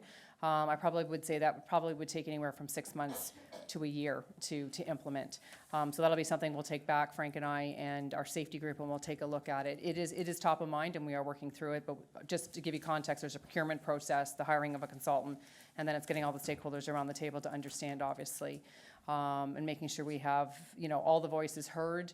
We'll be dealing with MTO, we'll be dealing with the trucking company. So there's a lot of different stakeholders and players we want to bring along, I'll say, for the ride. So we're all together, obviously, and everyone's understanding with what we're trying to do and where we're trying to go with it. So again, so it's successful. The police's involvement, enforcement through MTO, like there's a lot of different players we need to have at the table with us. So without actually understanding the breadth of the entire scope, because I don't roll that out, staff do, I would say probably anywhere between 6 months to a year, and I'll get back through the group with an update with regards to what that could really look like and how big that scope could be. Our original scope that I did after the first conversation with staff here in Maryston in particular, ended up being almost a $75,000 consulting assignment just to do the work we did out there, which was a very big piece of work that we did for Grimsby and Lincoln. So there's just a lot of fact-finding, a lot of information, and a lot of stakeholders we have to bring along as part of the dialogue to ensure we're successful. So we'll continue to work very closely with staff here on their TMP. It is something that is top of mind for all of us. We're aware of the safety concerns. The issue the region is facing is that the regional roads are the major arterials to get the trucks, obviously to the QEW and up the escarpment, and we don't have any policies in place, nor do we want to be taking the trucks off our roads, because that's where they should be, but being mindful that these communities are being built up on the regional roads and it's causing safety concerns. So with regards to the mounting of the curbs, we're aware of it. We've looked at bullards. We've spoken with the CEO here on that. Our concern with that is that they're going to get knocked down the first day, and we're going to be out there continually picking up bullards and replacing them. So there's got to be another way to deal with it, and we're looking at whether we increase curbing. That's why we've just changed the center line. So these are really things that we're trying to do sort of in different stages to continually assess. And then again, to work with staff on what they're doing and different ideas. And we did bring forward some different ideas on how we wanted to maybe try and maneuver the trucks straight through. There's things that we've been eliminating as part of our assessment. So it is a very big piece of work. With our conversation tonight, I'm not even giving the full context of the months of work that tons of individuals, including staff here, have been at the table with us discussing. So it's top of mind and we're working on it. No, I appreciate your comments on that, and I realize it's a huge undertaking. It's been so many years, and you had made the comment that our roads are built for these trucks to travel. But if they're too large to make the turns, then maybe the roads aren't sufficient for them to be on. And when I say we don't want them on those roads, I know they have to get where they need to go. So I think the designated truck route is the way to go. Like, we need to find safer, more direct ways for them to go, and that may mean not in the downtown core. So one of the things that we have been looking at, we have been speaking to staff here about, is obviously the classification and the size of truck. So that is something that, that we're looking at through the Highway Traffic Act and other different safety measures on how we can deploy that on some of these roads, for example. But again, it comes down to enforcement and making sure that if we're going to classify only a certain size trucks allowed on the road, that who's down there policing it, whether it's the MTO, it's the region. And that's why there's other initiatives such as, the 2020 capital ask to bring police off duty on so that we can deploy them where we want, could work hand in hand with ensuring they're following a designated truck route. If we classify a certain size on a road because of a safety concern, that they're down there policing them and stopping them and charging them as they need to be, putting community safety zones in there if they're traveling higher than they're supposed to be, doubling fines, working, which I know you do very closely, obviously with a large number of the trucking companies. Obviously, they need to be at the table, and they're willing to work with us. It's just, I feel, what I'm hearing is that they're limited, honestly, on where they're able to really go, because if they're not here in Lincoln, then they're traveling to Grimsby or elsewhere, and I'm hearing the same noise, obviously, from those communities on how do we stop it or how do we make it more safe. So that's why I think it's important that all the municipalities group together with the region, and we figure out something that's going to work for everybody in a safe manner. And we're well on our way with what we're doing right now through the studies, implementing the short term, working continually on the medium term, but then more importantly, how we all work together from a regional level to get the funding we need to get the north-south escarpment crossing in place, to have them there and off the roads and in the communities that people are concerned about, as an example. Okay, thank you very much. Thank you, Councillor Timmers. Mayor Easton. Mr. Chairman, thank you, Carolyn and Frank, for coming this evening. So what I'm taking, I've got a couple of questions. I just have some clarification around the sharing of information. It sounds like you got some excellent information. I know you're using it to drive some of the choices that you're making. So can we expect to see some of that as you go forward and are identifying solutions? Or is it not valuable to us at all? Interesting, but not of value. So through the chair, so some of the information I think we have shared. We haven't finalized the report yet because there was a number of changes the region, it was a pretty comprehensive report. There was a number of comments and questions the region had, so we're just finalizing that right now with the consultant. But we're happy to share that report with the municipality, because again, it's how we're working together, obviously, to to ensure we have safe roads across the municipal and the regional roads. So there's no issue in sharing that. All right, thank you very much. And, Mr. Chairman, I just wanted a little bit more clarity on the escarpment crossing. So we should understand that the EA process, once it's approved, we're looking at 2023, but we will be 1 to 1.5 years before the approval is anticipated. Is that correct? Through the chair. So right now, we are dealing with the MECP on the preferred environmental assessment process. Right. So the process that was started years ago was just a typical EA, Schedule C. What staff have been discussing was looking at something that is called or referred to as an individual environmental assessment, which is a different process. It's a process that has not been rolled out by the region to date, and they're rare because it deals with the minister's office right out of the gate. And they're much more lengthy. So we're just working through logistics of understanding what that process looks like and dealing with the stakeholders, because there's going to be many stakeholders at the table with regards to this, and obviously what that relationship will be directly with the minister's office, and then understanding. So we're right now just in the fact finding of understanding what this process looks like. And right now, from our initial assessment, this may be the preferred way if we're looking to be successful in trying to move this forward that we may be embarking on. That process, because we haven't ironed it out, just based on what we've been told, can take around 1.5 to 2 years to implement. And the reason is you're doing a lot more legwork with the stakeholders up front, and you're actually getting, I believe, the minister's endorsement, if I understood it correctly, so that what we're trying to prevent are Part 2 orders to come through the door to stop the program, Right. which I know there was a lot of political involvement last time from many stakeholders that may have, and for many other reasons, that may have had this go on to a little bit of a hold. So we're assessing whether we want to go down the similar EA process, which right now I don't think I'd recommend. And as we continue our conversations, we want to understand fully what's involved in an individual EA. From a cost perspective, it's way more costly, obviously timing and bringing that back. So if it were to say it takes 2 years, we'll say, we're halfway through this year. By the time we get an RFP out, get a consultant hired, we'd really be starting typically next year in 2020. We'd be looking to have this done between 2022, 2023, pending obviously the major milestones we need to hit. And then what we'd be needing obviously is funding to be happening in the next 5 to 6 years, because when an EA is completed, you only have so many years that they actually stay current without having to reissue the EA or update them through the different process. So once we're in this process, I think that's where we get more momentum to get the different levels of government on board to assist with those funding opportunities, as well as the MTO and other partners, to understand obviously what we're doing and how successful we're going to be with it through for the individual environmental assessment. But it's also then the 100 million plus that we're going to need funding across all levels of government to assist with. And that's where the bigger lobbying is coming in. And we're already having those conversations. I know you're having them. I'm having them. A lot of people are having them. So it's really, again, this is visionary. This is a huge piece of work that we need to all be continuing to chip away at to get it to where we need it. And then we've got the construction window, which is years. It's years to build something like this. Right. Okay, yes, and then there were other major economic development elements, as we discussed with MP Badaway.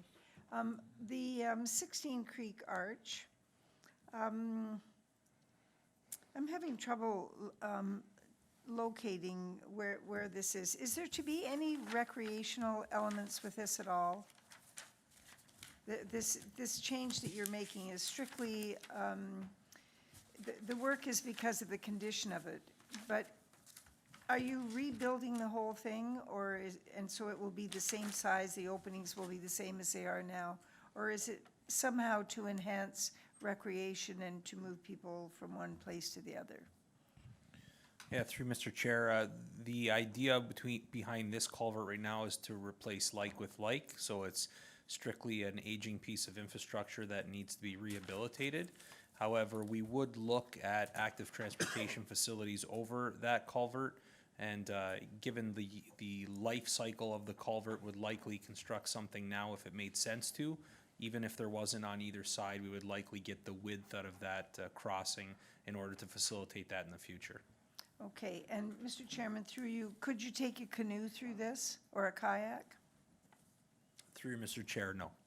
No, okay, all right. I'm very interested in the comments that you made about the 20-mile bridge. It's, there's just so many elements of that. It has such a big impact on how people move through this community, but, Chair, if I may add something on that and back to Councillor Pachariva's comments about the section that we've previously constructed there and how that looks with all those large retaining walls. I think the region learned a real lesson on that project of the susceptibility of the soils in that area. Some of the reason why those retaining walls look as grandiose as they do was not in any way, shape, or form what we really wanted to do, but it was a situation that happened once we got out there and found that the soils that we proposed to slope back at certain slopes were simply so susceptible that they couldn't be sloped back, and therefore the need for retaining walls was presented, and the project ended up costing quite a bit more than we originally anticipated. So I think we learned a lesson about the susceptibility of the soils out there, and to go through and to widen that platform will require significant preliminary engineering reports to determine the feasibility of that. So recognizing the sensitivity of the area and how nice it would be to have that connectivity, it's really incumbent upon us to do the proper studies, because there's a significant risk if we don't do that ahead of time. So it's something that we can take back and look at, but obviously the proper studies need to be done in order to facilitate that. Mr. Chairman, I'll report on the meeting then, because it's relevant that you and I had yesterday with Walker Quarries, and I continue to meet with the top aggregate producing municipalities, and everybody is in the same boat all over the province. However, yesterday we had quite a discussion about the truck routes, and they don't, you know, on the surface, they don't have any objection to us defining, you know, what those routes are. It's really just a matter of deciding, posting them, and they'll certainly circulate them. They went into some detail talking to us about the police that they hire, the off-duty police officers that they have. I know what they look like now. I can see, and they are around. They're very, very visible, and they do their business. There's no question about it. They're going to begin to they're going to expand his role, if we wish, to look at truckers that are coming off the highway to avoid the weigh scales. And they wouldn't take any action, but we would like to have updated numbers on those. And I don't believe that the study that you did most recently included that. Am I correct? Through the chair, Right. that's correct. We didn't look at the number of trucks Right. diverting off the highway, missing the So weigh they're scales. going to work with us. At the last provincial meeting that I went to, one of the pieces that was revealed was that one of the quarries actually purchased and installed surveillance cameras at some of the troublesome corners. Frank Kubowicz, the manager at Walker's, the quarry on Fly Road, he's looking into that. I gave him the name of the contact person, and they're going to look into that to see what we can find out in terms of the actual activity and who these truckers are. As Councillor Timmers says, they're trucks that are too big for the road. And so, Mr. Chairman, I know we're going to talk about the report, so I'll leave that. But we are also, you know, we're all trying to work at this, and I think that's probably the biggest change over the last 4 years, is that we seem to have a list now that we are coming together on. Of course, the timing is always a problem. The money is always a problem.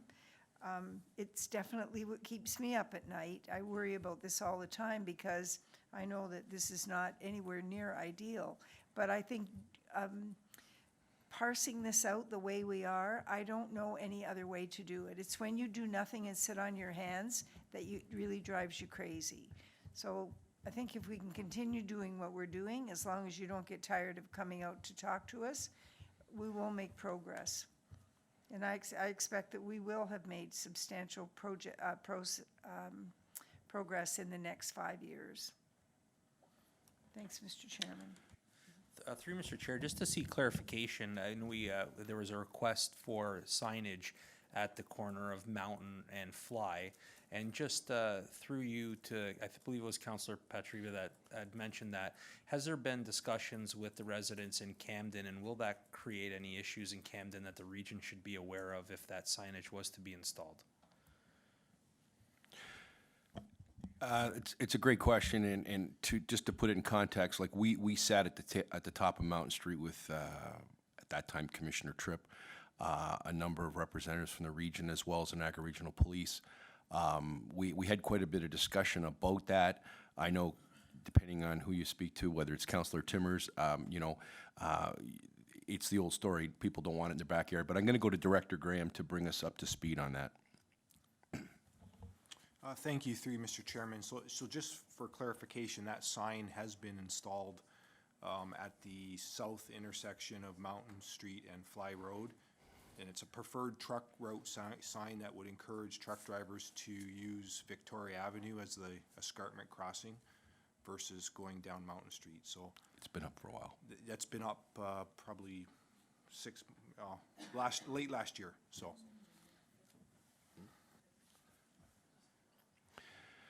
So I want to thank Mayor Easton for bringing her comments to not only council's context, but we did have a great meeting with that major quarry operator yesterday, and I think, Carolyn, you hit the nail on the head. And listening to them and to your comments, it is about enforcement and the preferred truck route.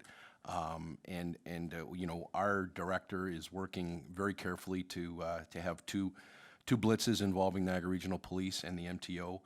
To get those, perpetrators who are bypassing the inspection. And I do believe, and we've discussed this, and, nobody wants to spend the money, but, we're all looking for changes in patterns. And we're probably going to have to do what Grimsby did, and that's, pay for some off-duty policemen to come out there and change patterns, and that's by ticketing. So I want to thank you, Carolyn.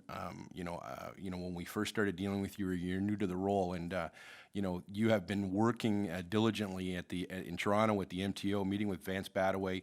You came out and met with the three mayors of West Niagara and Director Graham and myself in late February, and you promised that you would do a number of short-term, and you've got the line painting out, and you've told us tonight you're going to do what you did in Grimsby to come down Mountain Street in the very near future. So I want to thank you for that, and Frank for your update on the 5-year and the 10-year plans and capital. So thank you very much for your attendance this evening. Thank you for having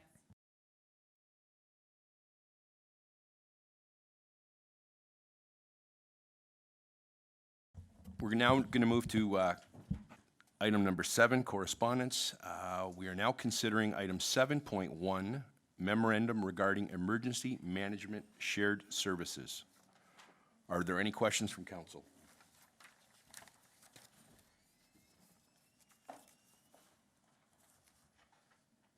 Councillor McPherson. Thank you, Mr. Chair, and I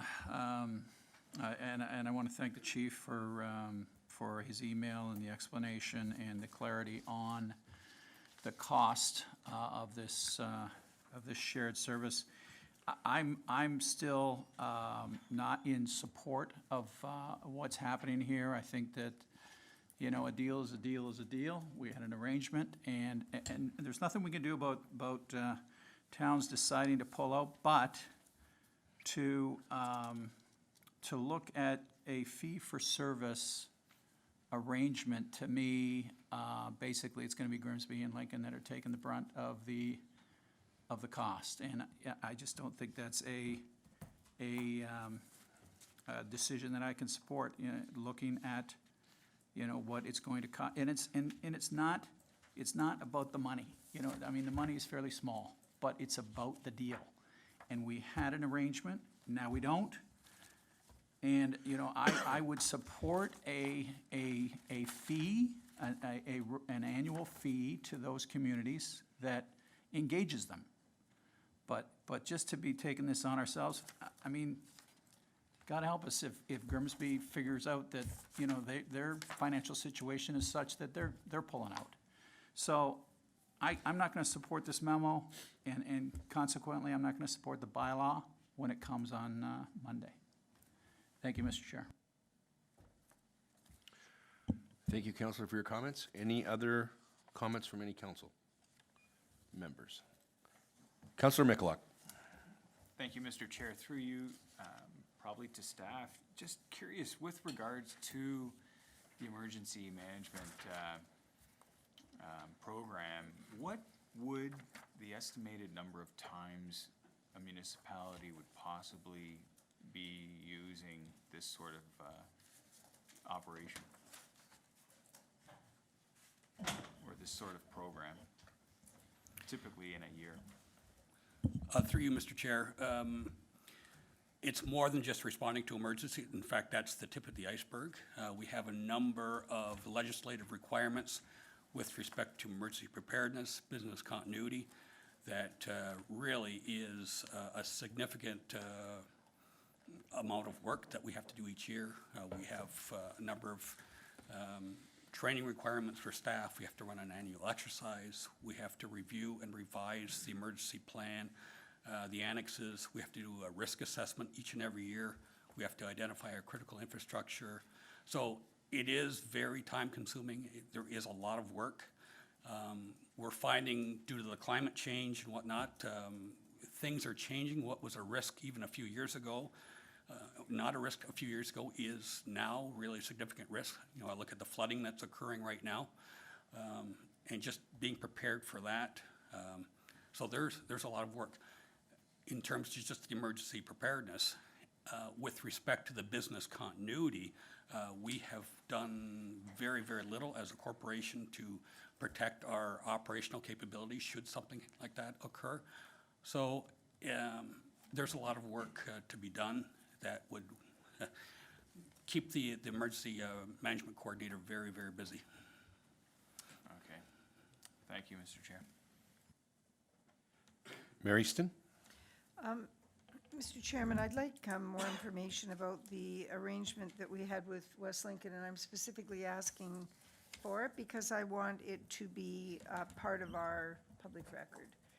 And through you, I would like to ask for an explanation of what happened here, because I've got some other questions about what we might do in the future. Is that appropriate? Absolutely. And I'm going to go to Chief Hudson. Yeah, thank you. Through you, Chair.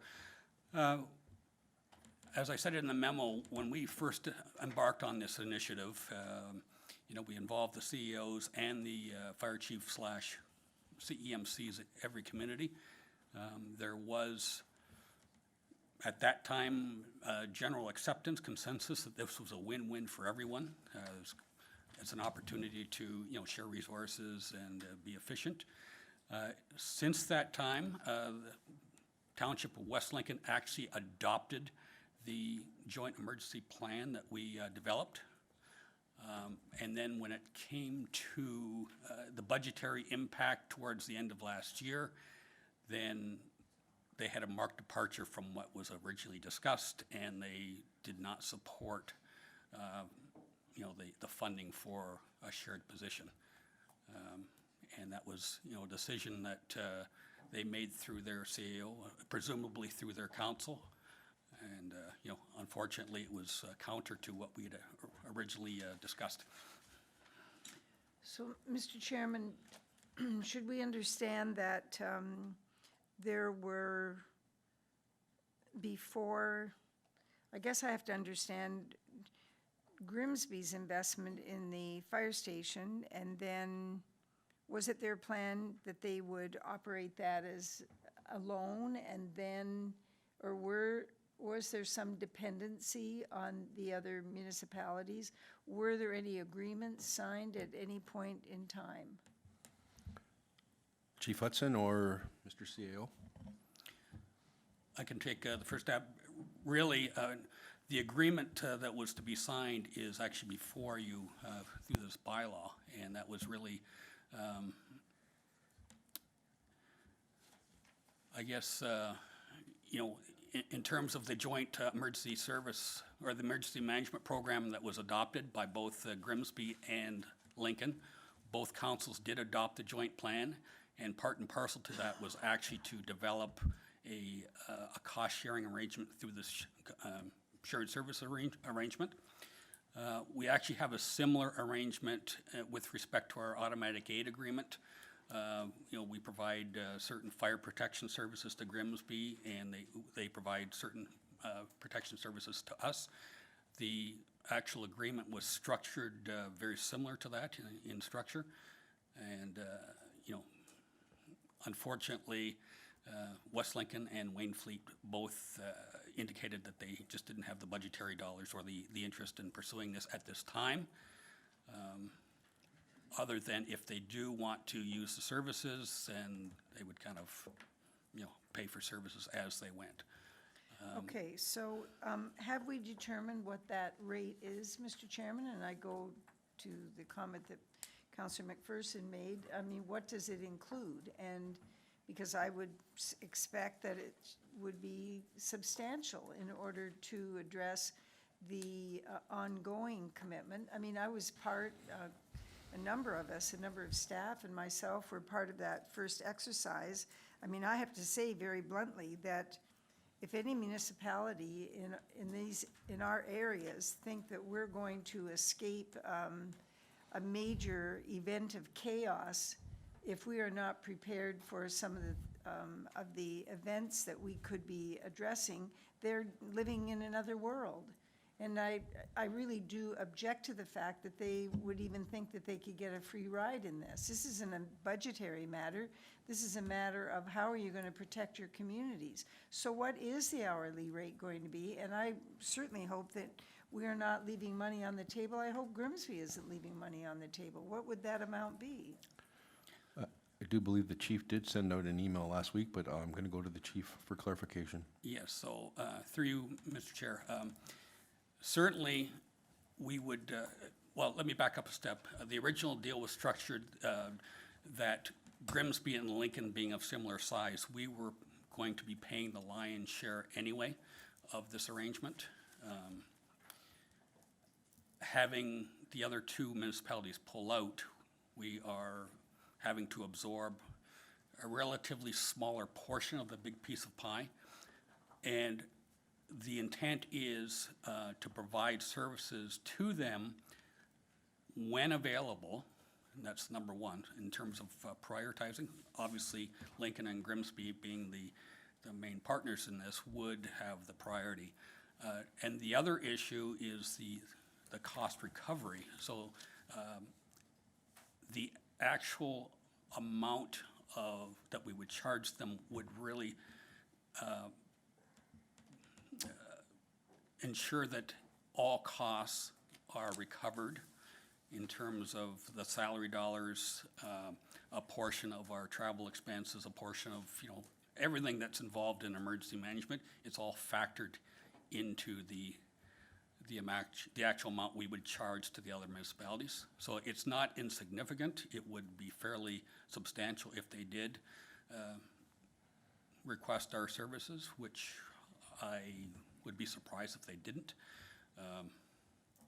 But yeah, it's structured such that we would not leave any money on the table, so to speak. We would fully recover our costs. In terms of longevity with Grimsby, there is a mechanism within the agreement to ensure that they don't pull out. There are penalties in place. So if they were to pull out after, a number of months or a number of years, then there would be, basically they're paying one way or the other anyway, just to ensure that we're not left holding the bag, so to speak. Mr. Chairman, through you to the chief, are there any administration costs that are included in that cost recovery beyond salary? Through you, Mr. Chair, absolutely. There are every cost, every cost that's associated, and we do have a formula from Finance Department with respect to our overhead costs as a function of salary, and that is all factored in. So it includes, a portion of our capital costs for office space, administrative costs, a portion of our telephone, anything that is involved in the delivery of service can be factored down and given a factor is in terms of an hourly rate. So that's all included. All right, I'm pleased to hear that, Mr. Chairman. I think this is a dreadful example of what we've been talking about for months now in terms of the regional review, and we keep saying that there are savings to be found and that all is required is to sit down with our partners and discuss what those savings could be. And this is a charade. I mean, it's clear, and I want to be very blunt about that. It is absolutely clear that there's no point in us telling the Premier that, because here we have the prime example of one of the most important engagements that one could initiate, much greater than IT in terms of its impact on the community, much bigger than human resources or even finance. And you can't make this work because you can't trust that people are going to engage in the arrangement and then stick to it. So I'm very, very disappointed with this, and I don't know what the solution is. I'm certainly not going to be the mayor that says we don't need to do this level of emergency management, because I know very well that we do. So I'm very, very disappointed that this has occurred. I don't know whether the chief, in retrospect, has any other ideas. I don't know whether the CAOs could meet and reconsider this, but this is a very bad example to the province of the level of cooperation that we could expect anywhere in the future. Thank you. Thank you, Mary. I'm going to go to Councillor Patriva. Thanks, Chair Bernay. And you know what, I echo the mayor's comments. I think it's reprehensible what these other two municipalities have done. First question would be, was there not any documentation signed prior to this? So you've got agreement from them. Was there not anything signed to say we're in? Through you, Mr. Chair, basically it's council who has the authority to sign documents on behalf of the municipality, so that the agreement is before you now. What we did have is the bylaw that was passed last year to adopt the joint plan, and as I said, West Lincoln actually did adopt it as well, so there was no indication at that time that they were going to back out the way they did. Okay, and then a follow-up question would be, how are we going to address the $20,000 shortfall for next year? So, I mean, I appreciate we delayed the hiring, but what we did is we artificially lowered the true cost of this. So next year it's going to cost us $20,000 more and Grimsby $20,000 more. So where's this going to come from? One option, through you, Mr. Chair, one option we are looking at is we do have some interest from other municipalities to participate. I think they see the value in doing a joint venture. So that was something we will certainly investigate. Other than that, if that's not a possibility and the other two municipalities continue not to want to participate, then we'll find other ways we can fund this through our budget process. Okay, and then what would be, my last question through you, Chair Brunet, what's the length of the agreement between us and Grimsby? It is, I believe, 4 years with an automatic renewal. Okay. Yep. Okay, so they're locked in for 4 years. Through you, Mr. Chair, that's correct, yeah. Okay. Thank you. Councillor Russell. Thank you, Mr. Chair. Through you, probably to Chief Hudson. Has the fee schedule for the two municipalities that pulled out been agreed to and signed off on by those municipalities? Through you, Mr. Chair, not at this point. In order for them to receive any services whatsoever, they would have to be a signatory to the agreement. And so, if they don't sign, they simply don't get any services whatsoever from us. Okay. My second question, again through you, Mr. Chair, the cost recovery formulas that were created through finance and I'm assuming through the fire department, it sounds like they're strictly on a break-even basis. Is that correct? Just to cover our costs of whatever services we are providing? That's correct. That's, the way the fees and charges work, we're not supposed to be profiting from a venture such as this necessarily. But yes, we took into account all our costs, even some of the, maybe not so upfront costs, some of the the administrative costs, as the mayor alluded to, and some of those other costs. So everything's factored in. Okay. The reason I ask that is, again, not to use the word profit, but why not leverage some of those fees to ensure that we do recover some of those costs that we were gonna be losing, based on the agreement and then pulling out? So why not have a few percentage added on there to make up for the loss of them withdrawing as a consideration? That's certainly a consideration we can look at, yep.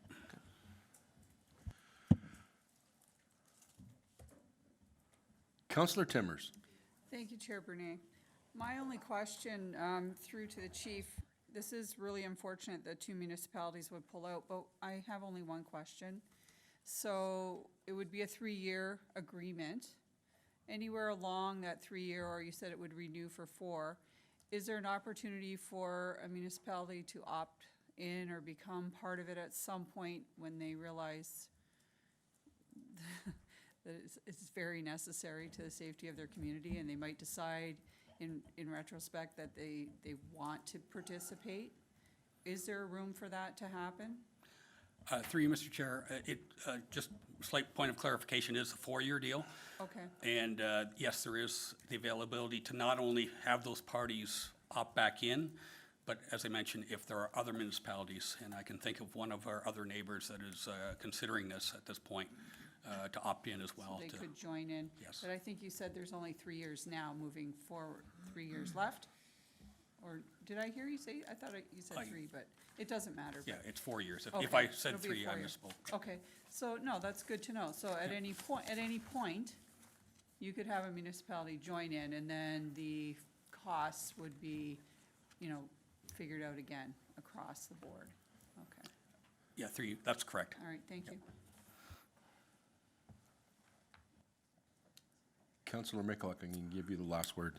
Thank you, Chair. Just one more question that popped up in my head through all of this discussion is, what's the nearest municipality that has an operation or a program similar to what we're proposing to bring forward?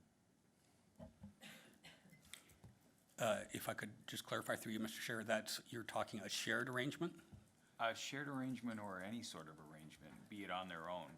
Let's say St. Catharines, would they happen to have an emergency management program? Through you, Mr. Chair, every municipality in Ontario is required by law to have one. Okay. So our intent is to join in with other municipalities to make it more efficient and to leverage certain synergies. So St. Catharines has one? That's right, yes. Okay, thank you. So I appreciate the committee's comments, and that's what we're here for, to ask the tough questions. Before we pass these motions, I do appreciate your comments, and I also appreciate Chief Hudson's responses. So before I read the motion, I'm just going to ask the CAO to maybe make a comment about any initiatives regarding possible future partnerships. Through you, Mr. Chairman, I just had a few comments, and I think I echo the comments that both Chief Hudson has shared, but also most of council and their disappointment in terms of how we got to the position we're at, because I can assure you, in the meetings the CAOs had when we first discussed this, and some of the mayors were around that table at various instances, there was definitely a commitment and a desire to go forward on this. Niagara Region for some time has been looking at a shared services agreement in actually anything. I can tell you 3.5 years ago when I took this position, we were studying what York did around what they call the N6, which is a bunch of local area municipalities coming together on services and trying to figure out what could we partner on to demonstrate that doing it together creates efficiencies and finds ourselves working together. So we studied York extensively. We looked at what they were doing. Fire in some ways seemed one of those logical first steps in terms of emergency management and all the necessary pieces of emergency management. And so there was definitely a willingness around the table. Port Colborne was part of that discussion at one point in time as well, and may still be part of that discussion as we move forward. And so, the fact that we're talking really very little dollars that West Lincoln and Waynfleet would be putting in, but didn't see it as a priority at the particular point in time at which they were going back to their councils through budget is rather unfortunate and where we're at. you know, I think in hearing the conversation, I don't have a problem going back to those respective CAOs and actually voicing the displeasure and the challenge that they've put the other two municipalities in. Definitely that they've put Lincoln in, because we're taking a lead on this part of the shared services agreement. There's other fire-related shared services agreement that we are looking at, that Grimsby's actually taking a lead on and that we're gonna participate in. So various municipalities have taken a lead role in parts of this, but the fact that we're talking about $11,000 from Waynfleet and $23,000 from West Lincoln is rather surprising that we find ourselves having a conversation around the table like this. So I do want to go back. I do want to have that conversation with them. And I think, you know, echoing one of the chief's comments, we're going to have some trade-off type discussions as part of the budget in terms of, you know, where we put dollars and don't put dollars if we find ourselves in this position where the other two haven't come to the table. But I do want to go back to them and actually voice in a very strong way what's happened here at council this evening and where we find ourselves. Thank you, Mr. CEO. I'm going to go back to Councillor McPherson, but let's try to keep it brief.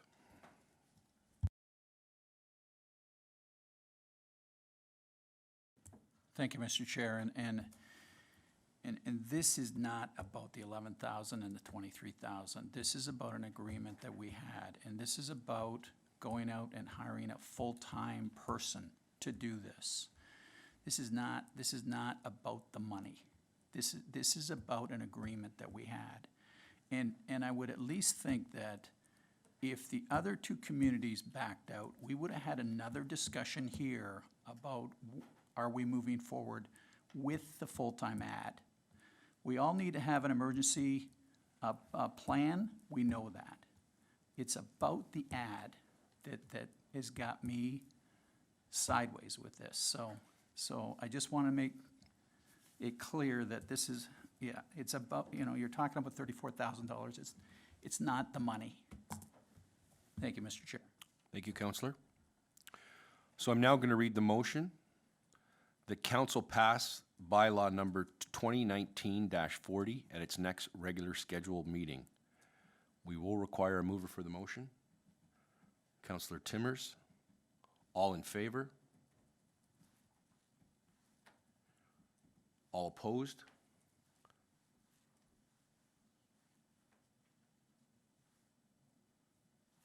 And that is carried. Consent agenda, we have none. So next item on the agenda, on my script, we were going to move things around, but based on seeing a number of people in the audience and our staff here, we're going to continue the way the agenda has been posted. And therefore, we will now consider CS 12-19, Health Equity in All Policy, a Municipal Context. And I welcome Lisa Gallant and her associates. Lisa is a health promoter for the Niagara region, as well as Sarah Ain, our Associate Director of Recreation and Culture, to give us a presentation. Health is everyone's business.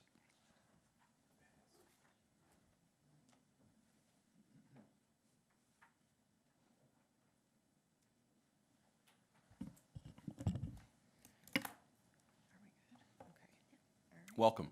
Thank you. Good evening, members of council, and thank you for the opportunity this evening to provide this presentation about why we really feel health is everyone's business, including yours. Before we begin, I wanted to take the opportunity to introduce and recognize our partners from the Niagara region who are here with us this evening and have been incredibly supportive of some exciting work that we're doing internally. So behind me to my right, I have Sandy Dupuis, who is a corporate performance specialist in the internal control and organizational performance division. That's a big title. And Aaron McGinnis, who's the manager of chronic disease and injury prevention. I'd also like to recognize David Lorenzo, who's the associate director of chronic disease and injury prevention, and Dr. Andrea Feller, who's the Associate Medical Officer of Health, who couldn't be with us tonight but have been incredibly supportive of this partnership. Co-presenting with me this evening is Lisa Gallant, who is a health promoter with the Niagara region. She specializes in participatory health promotion planning, developing healthy public policies, and strengthening community action to influence environments.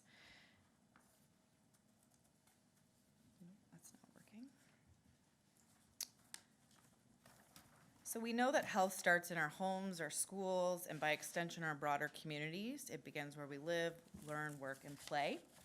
Putting health at the forefront of our decision-making as community leaders is one of Council's primary functions. So our purpose today is really twofold.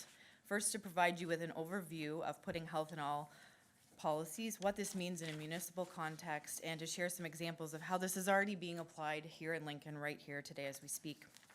We know that recently Council has been embarking on a strategic planning journey to set priorities for your term. So it's our hope that we can contribute to that collective journey by providing a knowledge base and ask you to consider health equity not only during your planning stages, but most importantly when you decision make for the community.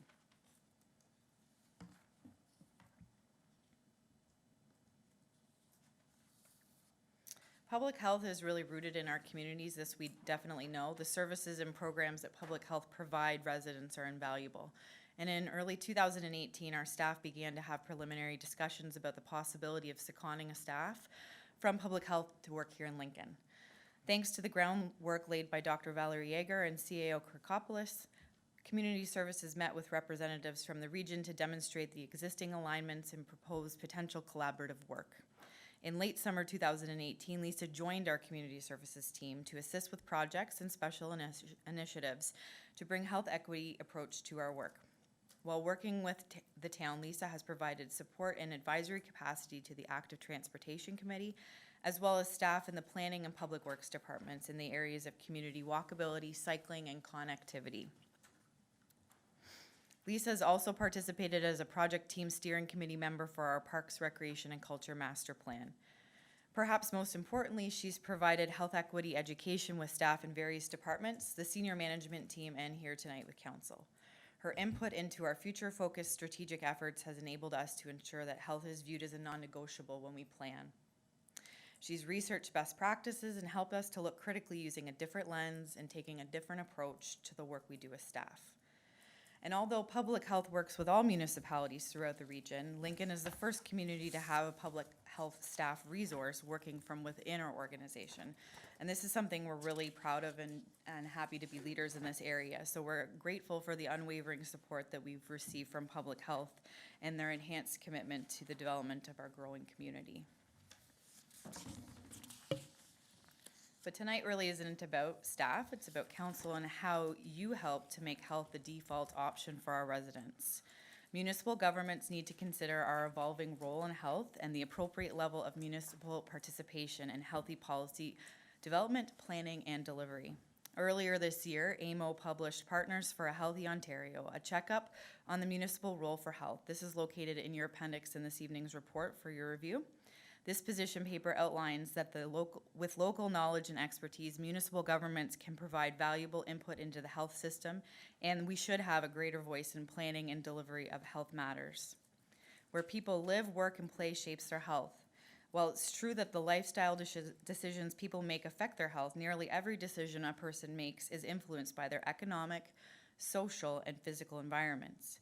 Decisions that this council makes about housing, employment, transportation, and neighborhood development and other local settings affects the daily lives of our residents. And improving these environments can have a profound impact on health. Here in Canada, we have built this culture where being healthy is not the default option, unfortunately, for many.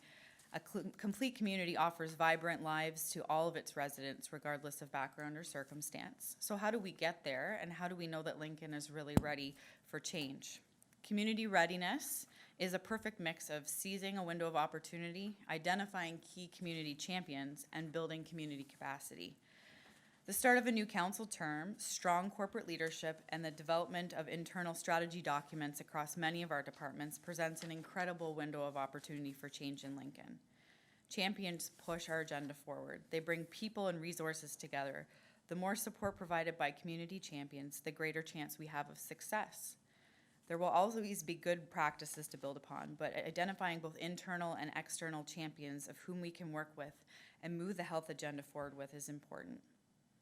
We have a couple of those people in our audience tonight who have been waiting patiently for this presentation, so thank you for coming. To build capacity, coordinated action driven by political will is also required. Good relationships among people who may not have worked together in the past is necessary, and most importantly, all stakeholders need to agree on what success looks like. Lincoln is a community that demonstrates readiness daily, and the time is now to make health everyone's business. Our CAO often reminds us that strong and healthy communities don't happen by accident.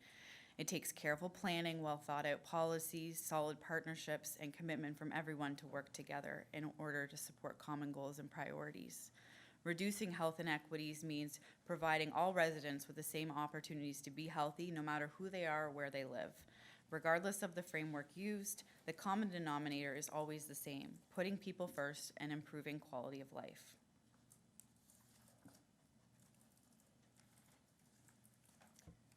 So, Mr. Chair and members of council, as I talked to you about this slide here about equality and equity, I invite you to consider the two questions that are posed on the slide there. The first being, what would life look like in Lincoln if it was fair for everyone?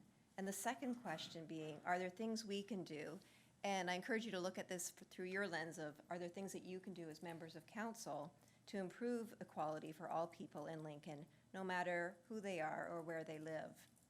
So as we look at the graphic in this image, the height of the person in this image represents the power and prosperity that a person is born into through their living conditions. And then the boxes that you see in the image represent opportunities that come their way throughout life. And you can see for the person who's born with more opportunities to start with, they're often given more opportunities through life. And the person who is born in a lower income situation perhaps might find themselves digging deeper and deeper into the challenges that they face. And so the idea here with equity is to provide boxes or provide those opportunities to people where they need them and how they need them, so they can be more engaged in their communities. And as you look at the ball field here, that represents your community and how people are engaged there, their sense of belonging, and whether they have the resources they need to meet their optimal health needs. We were going to show a video here, but I think we will leave it for you in the interest of time. It's a very good video to describe what we mean by social determinants of health and how that plays out in a community and a person's experience as they struggle with different things in their life and meeting their health needs. But as I say, the link will be there for you to take a look at when you have some time.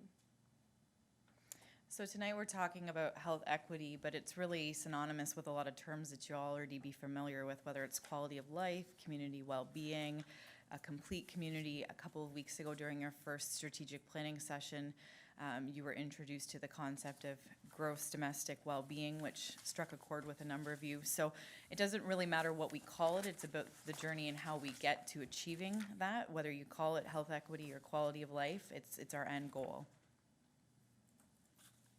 So in this image here, I wanted to show it to you, this framework, because it talks about an individual and the choices that they make in their life and how that is impacted by things that happen around them. So definitely we know that individuals have a responsibility for the decisions that they make. They make choices in their life, they're provided with information, they have certain skills that they're taught, and they have certain attitudes about behaviors, and they'll make choices about their health behaviors based on those. But what this image also shows you is those decisions are impacted by things happening around them. They're impacted by their interpersonal relationships, so messages they have from their family, attitudes that their peers may have, things that are happening within their social networks. Of course, within their organization too, that impacts choices that they will make. And the 2 points that I really wanted to stress for you in today's presentation is the impact of community. So you've had a lot of conversations here in council about how community design impacts the health of individuals, impacts their sense of belonging, impacts their mental health.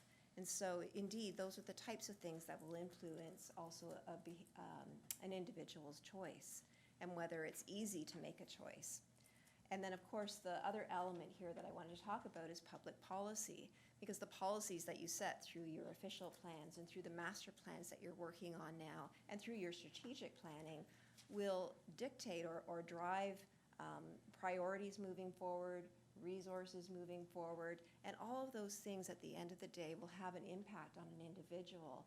And what we're trying to do here, as Sarah has mentioned before, is making health that default choice for people, taking away the barriers that they face in their life and making it easier for them to make healthier choices. So the next slide is another way of representing the types of things we've been talking about here, and it's a bit of a quiz for you. Which of these factors influence health? And I'll jump right to the answer because I'm not going to quiz you right here, but all of the above are the types of things that we're talking about that has an impact on health. So these are our social determinants of health. I wanted to show you this slide again. It's one that I believe you're familiar with. It's been presented here to council before, and in May you had a presentation from Community Care looking at this data and digging in a little bit deeper as to what this might mean for Lincoln. So it was created by Niagara Region Public Health as a way to look at Lincoln as a village of 100. And so if you looked at Lincoln in this way, you would see that 5 people in Lincoln would be unemployed, 17 people would have less than a high school education, 1 in 6 families would be spending 30% or more of their income on shelter costs. And so these are the types of things that will point to some of those struggles that I showed you earlier, where someone's finding themselves very deeper and deeper into a hole in the struggles that they're faced with. So again, this is a resource for you when you're out talking to constituents or you're seeing information coming forward. You can refer back to this to validate some of that data and have an understanding of what this looks like with Lincoln being a village of 100. This next slide, I believe, will be new to you. This is looking at Lincoln from a geographical perspective, and we've labeled it as areas of opportunity in Lincoln. What you're seeing here is based on data that comes from Public Health Ontario. It's their Ontario Marginalization Index for deprivation. And so what's happening here is the darker the green the color, this represents communities where people have more material deprivation. And that's measured by things like income, education, or living conditions.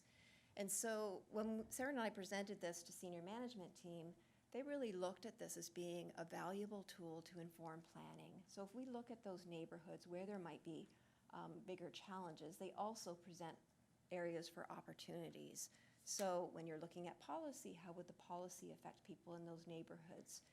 When we were looking at the Parks, Recreation, Culture Master Plan, for example, where are the parks in our community? How do people living in those areas with higher deprivation access those parks? If they're not in those neighborhoods, are there good transit stops to get them to those areas? So again, we present this as a tool that can be used in planning, how you're engaging with people in different areas in your communities, and how you're addressing some of their needs that might appear through policy and services. The other tool I wanted to bring to you, this slide comes from the SHAPE report. So this is a report that was prepared for Regional Council to inform their strategic planning. And staff from Niagara Region went out and did community consultation to ask residents what they would like to see in a future Niagara. And so as you're moving forward with your strategic plan, it's a great resource to look to as to what people in Lincoln may be looking for in a future Lincoln. And so you'll see here some of the visionary types of statements. There's also a link in here to the 2 reports that are available to you, and they're on the Niagara Region website. What I wanted to point out with the second report in particular, it identifies about 17 priorities that came forward from the public in terms of what they'd like to see.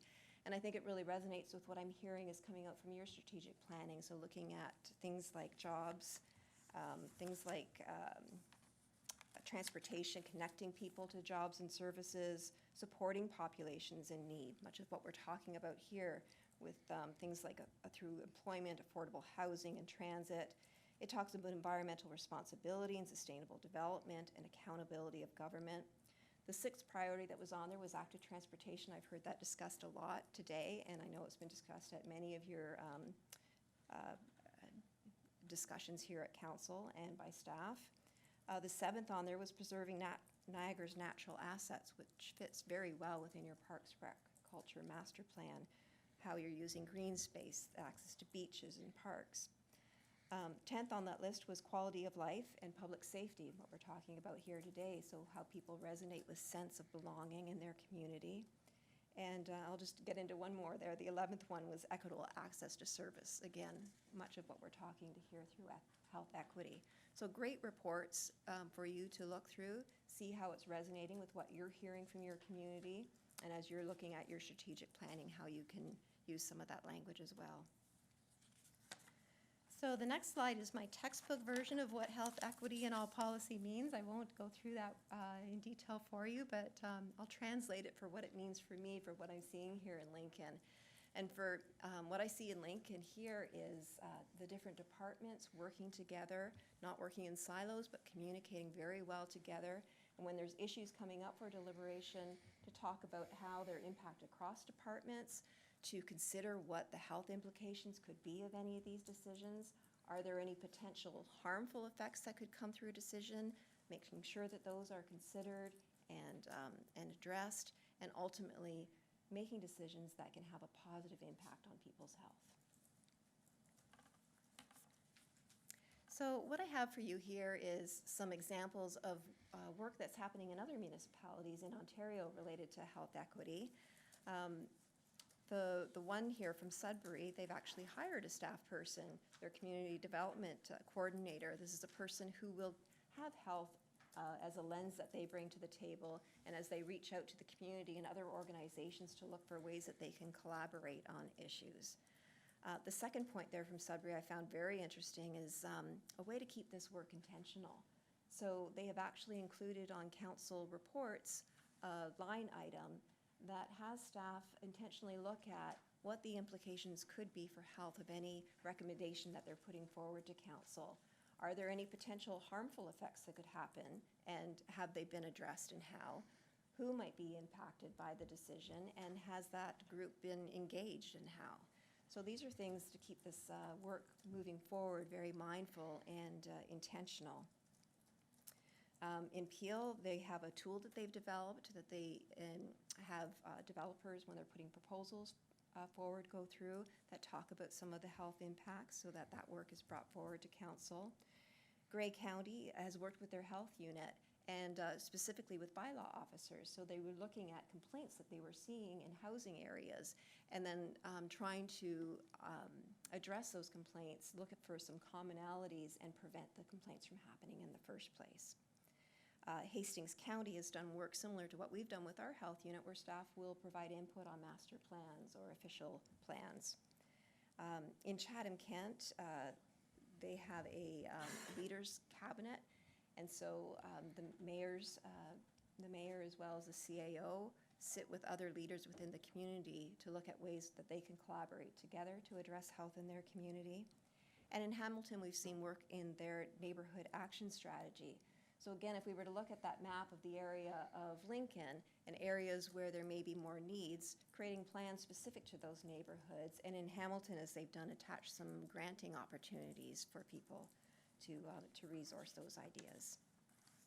So the next slide I'm going to show you, this is what I call my kudos to Lincoln slide. It shows great work that is already happening. So when Sarah and I presented this information to senior management team, these were the types of things that came forward that we were seeing already happening by staff. And in my time in working here with Sarah and coming to Lincoln, these are the types of things that I've seen in action here. And so it's recognition that there is great work already happening where you're considering health equity and the impact that it has on health. And it's very much in line with what I'm seeing in the literature too, and some of the best practice work that could be happening. And the other piece to it too, some of the council discussions that I've heard in the past too, I hear language like social determinants of health. I hear this is a lens that you've brought forward in some of your deliberations, for example, about ULink. So it just shows the leadership shown here in Lincoln and the readiness for applying this model here. The next slide is another way of looking at it, but again, it puts it to that lens of health being every department's business. And again, when Sarah and I met with the senior management team, we provided these examples of how every department has a role within the impact of health. And I was really pleased to see the interest of senior management team in this, and they've even built on this list further from what we presented at that first meeting. I won't go through the details in here, you can look at that yourself, but the one I did want to point out was under corporate and legislative, and this goes back to the idea that I had shown you from Sudbury, where there's an opportunity to perhaps add to your council reports a specific line item about the impact that this might have on health of residents, the decision coming forward. And so it's a twofold thing. It makes that work more intentional moving forward by staff in making sure they're considering health equity in all policy. And then when a report comes forward to you for decisions, you have that back end story to help inform your decision. So our ask of council tonight, again, is to consider the impact of health equity on the well-being of the community during not only your strategic planning process, but when you make decisions, and to help us to make health the default option for residents. So in terms of next steps, the pilot project with Niagara Region Public Health is slated to complete this summer. So we'll be sad to see Lisa leave our team, but certainly the real intention of this project was always to have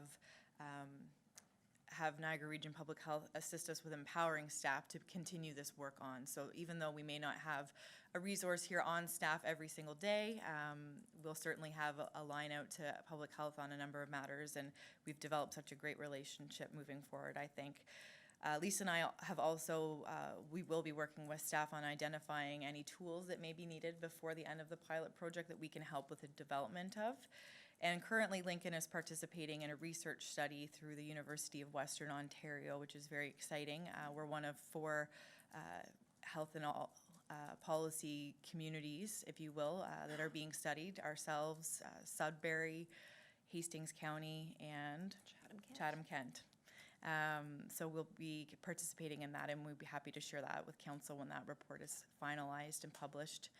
We'll also be offering follow-up meetings to SMT, and we'd like to extend that to council if there's any members of council who'd like to sit down one-on-one or in smaller groups to discuss how we can enhance the work that we're already doing. We'd be happy to do that as well.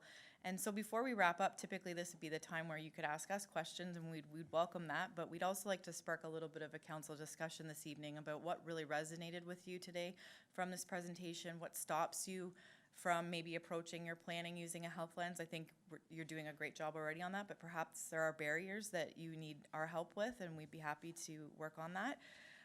How could you use this approach when you're decision making more regularly, and what is your collective commitment as a council to embed health equity in all policy moving forward?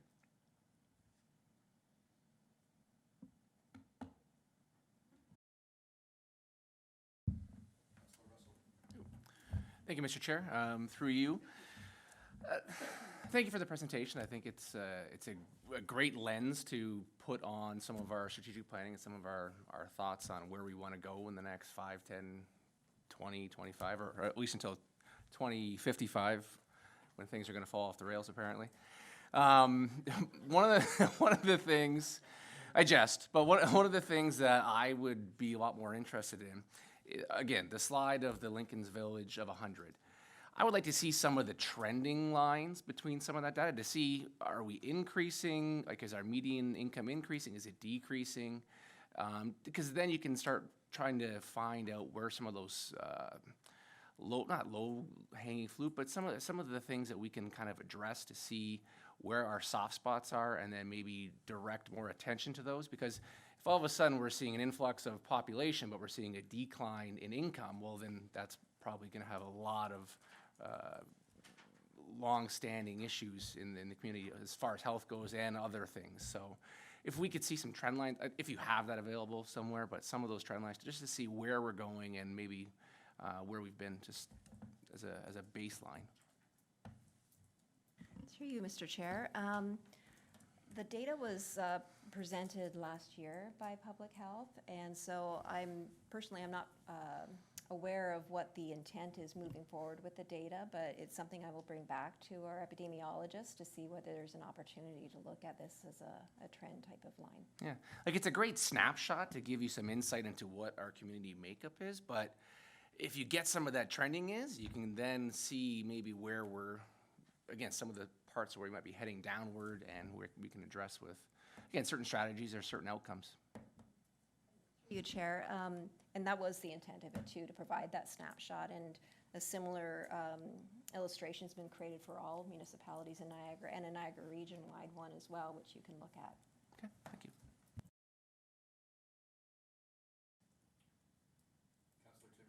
Thank you, Chair Brunet. Through to the presenters, thank you very much.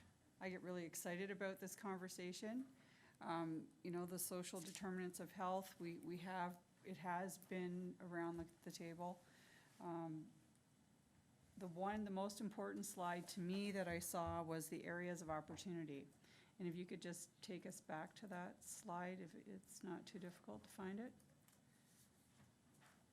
To me, that's our roadmap.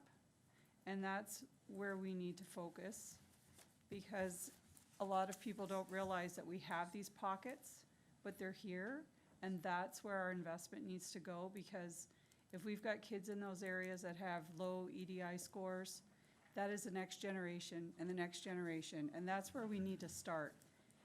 They need to have the opportunities that are available to the rest of the community. And so to me, this was the most important slide, and I really want to see us drill down on this and expand it and see opportunities for investment in the communities. You know, the parks are up where the $1 million houses are, but maybe they need to be down in these areas where they're truly needed to help bring this next generation up and give them the opportunities.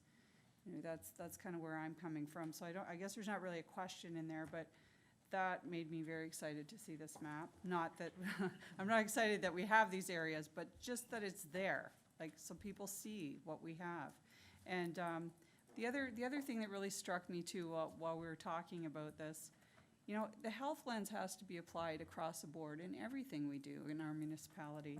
And I can't help but keep going back to the U-Link. The U-Link is huge. It is helping people to help them in their health, with their struggles financially, being able to get to places, isolation. It's far-reaching, and that's one initiative, and it's hugely successful. And I know I like to go on about the U-Link, but that is one example of how we as a municipality can have a positive impact on the health of our people that live in our town. So I guess I'm on a little bit of a soapbox, but I get really excited when we talk about this. So anyway, this is the one slide to me that is the most important out of this presentation. So I thank you very much. Thank you, Councillor Timmers, for your comments. Councillor McPherson. Thank you, Mr. Chair, and through you to Lisa and Sarah. Outstanding report, you know, very complete, including the AMO document, you know, very, very well put together. And I would just comment that, you know, I think this council and this staff have had health in their sights for at least the last 5 years. I mean, if you go through the list, and I'm on municipalities across North America have applied, and I got to go back to the acronym, Health Equity in All Policy Approaches in their communities, including here in Lincoln. I've added items here that, you know, when you look at public works, in the connectivity of transit and active transportation. So we've got the Transportation Master Plan coming. We also have an active transportation committee. When I look at planning and development, we now have an age-friendly committee. We also have a housing committee, you know, so those are two, you know, important committees moving forward from a health standpoint. When looking at community services, we got the Parks Master Plan coming, you know, so it's all about ensuring geographic and financial access to parks and community. From a finance and administration standpoint, you know, I would just agree that, you know, joint budget planning is important for us. The fire services, I know the chief and his deputy and staff, you know, are involved in reviewing concerns that arise out of housing bylaws and so on. And then when you look at legislative services, we're going through a bylaw review. So, I mean, we've got all of these things in motion, and credit to the staff that are moving us in that direction. And are we there yet? Absolutely not. You know, we've got more work to do, but it's so exciting to see that, you know, this community is going down that road to make it a healthier community for all. So just that comment. Thank you, Mr. Chair. No, those are great comments, and we should be very fortunate that we're part of only 3 other municipalities, part of that, that study with the University of Western Ontario, and we look forward to the pilot project. Before I go to Mayor Easton, I believe she's the last person to chime in, you had mentioned you had a video, and I believe it's the video on page 7, the Let's Start a Conversation About Health. How long is that video? 6 minutes. What is the pleasure of council on seeing that video? Can we see it? Thank you very much.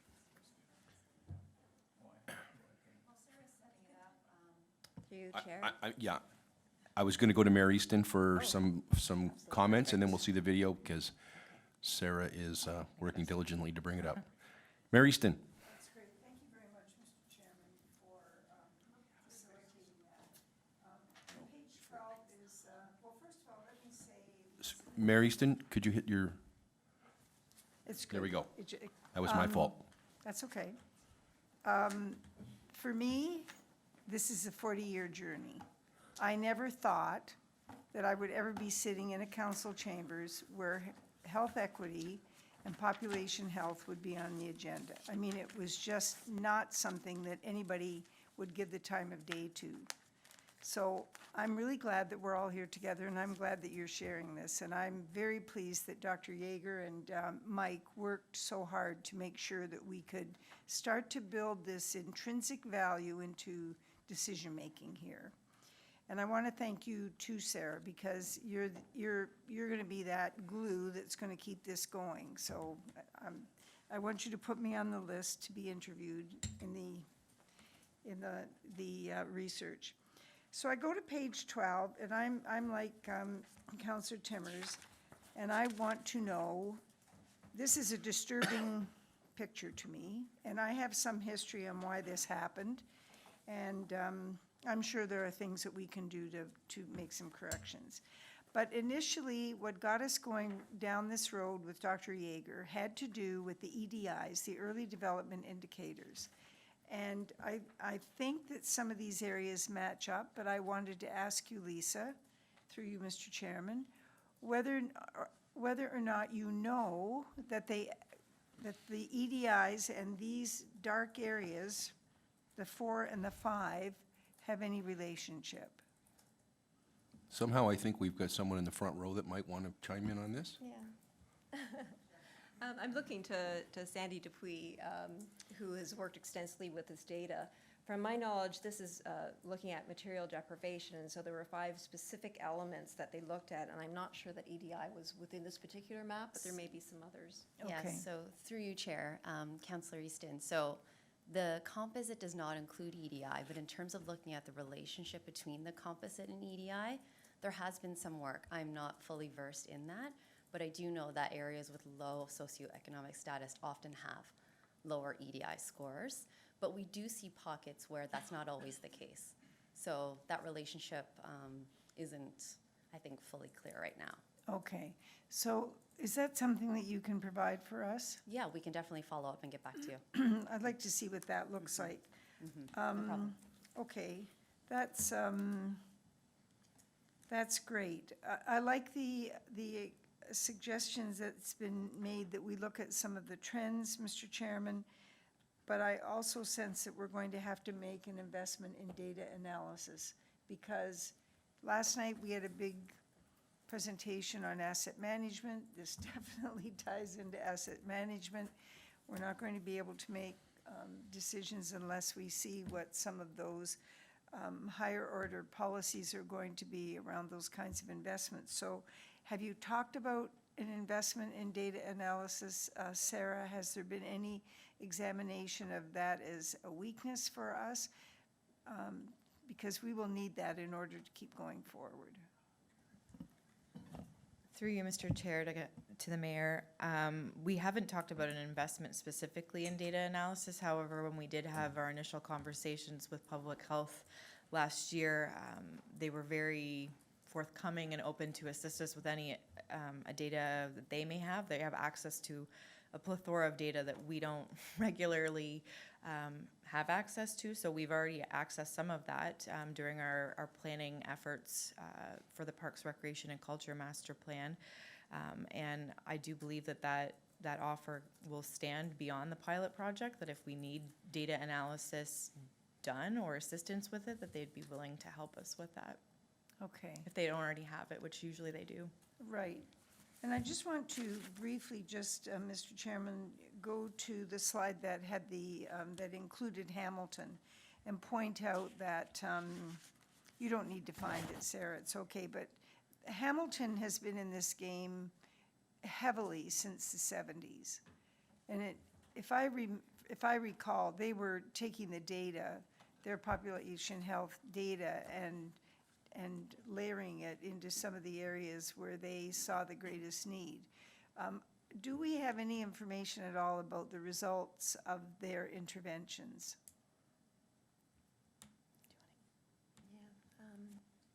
Through you, Mr. Chair.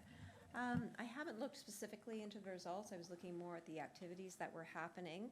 I know they've done some work through their Code Red, was a way that they had analyzed some of their data, and there was a recent report that came out through that. And I think that they were still seeing challenges within outcomes and looking to do more work within that, but I would have to dig in a little bit more to find out the direct correlation with this particular piece and their outcomes. When you look, Mr. Chairman, at the stakeholders that we would work with in the future in order to round out and satisfy that major wheel of activities related to population health, hospitals and other healthcare facilities are part of that group. We're not doing very well out here in West Niagara in terms of the activities toward the survivability of our hospital, which I think if this lens had been applied maybe a decade ago, we would be in much better condition because we would have a better idea of what services need to be in the hospital and what we can live without in the community. We don't have that at the moment. I think we're at risk because we haven't been able to do that work.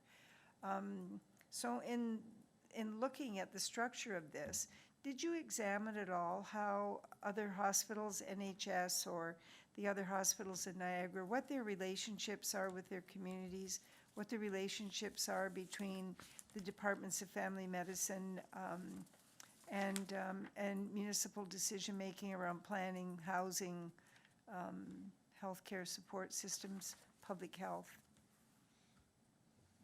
I'm just dreaming, I'm sure, but I'll always hope. Through the chair, most of the research that I looked at this more through a municipal lens. In some cases, partners that we looked at that I saw within there was through schools, through the municipalities and public health. Those were the large partners around there. And of course, a lot of community partners that you would have in your area. It didn't look at it as much from a healthcare system, which is when we're talking about hospitals, we're getting into more of the healthcare. It was looking at it more from that health promotion lens and that preventative lens. So it didn't bubble up to the surface of the pieces that I was looking at. It doesn't mean it's not there necessarily, but from the pieces I was looking at, it wasn't as So, Mr. Chairman, if we wanted to examine that at any point in time, what would be the mechanism for doing that? Can it be built in as part of a much broader scoping of services, I guess, looking at the services, balancing the services that are available in our communities?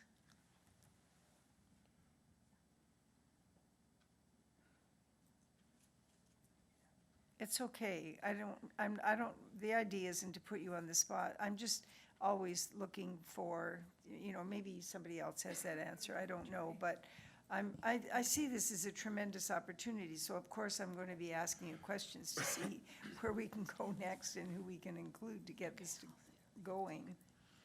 Through you, Mr. Chair, to Mayor Easton, I think that's something that we would definitely like to sit down and speak with you more in depth about, so we can ensure that we're understanding the scope of the relationship you're talking about, but I do think that Lisa would like to speak a little bit more about the study that's happening at the University of Western Ontario, and how that maybe might be relatable and relevant. I think that I really believe that's the intention of the AMO document, Mr. Chairman. Anyway, that was a good answer, Sarah. Thank you very much. It was promising. Thanks, Mr. Chairman.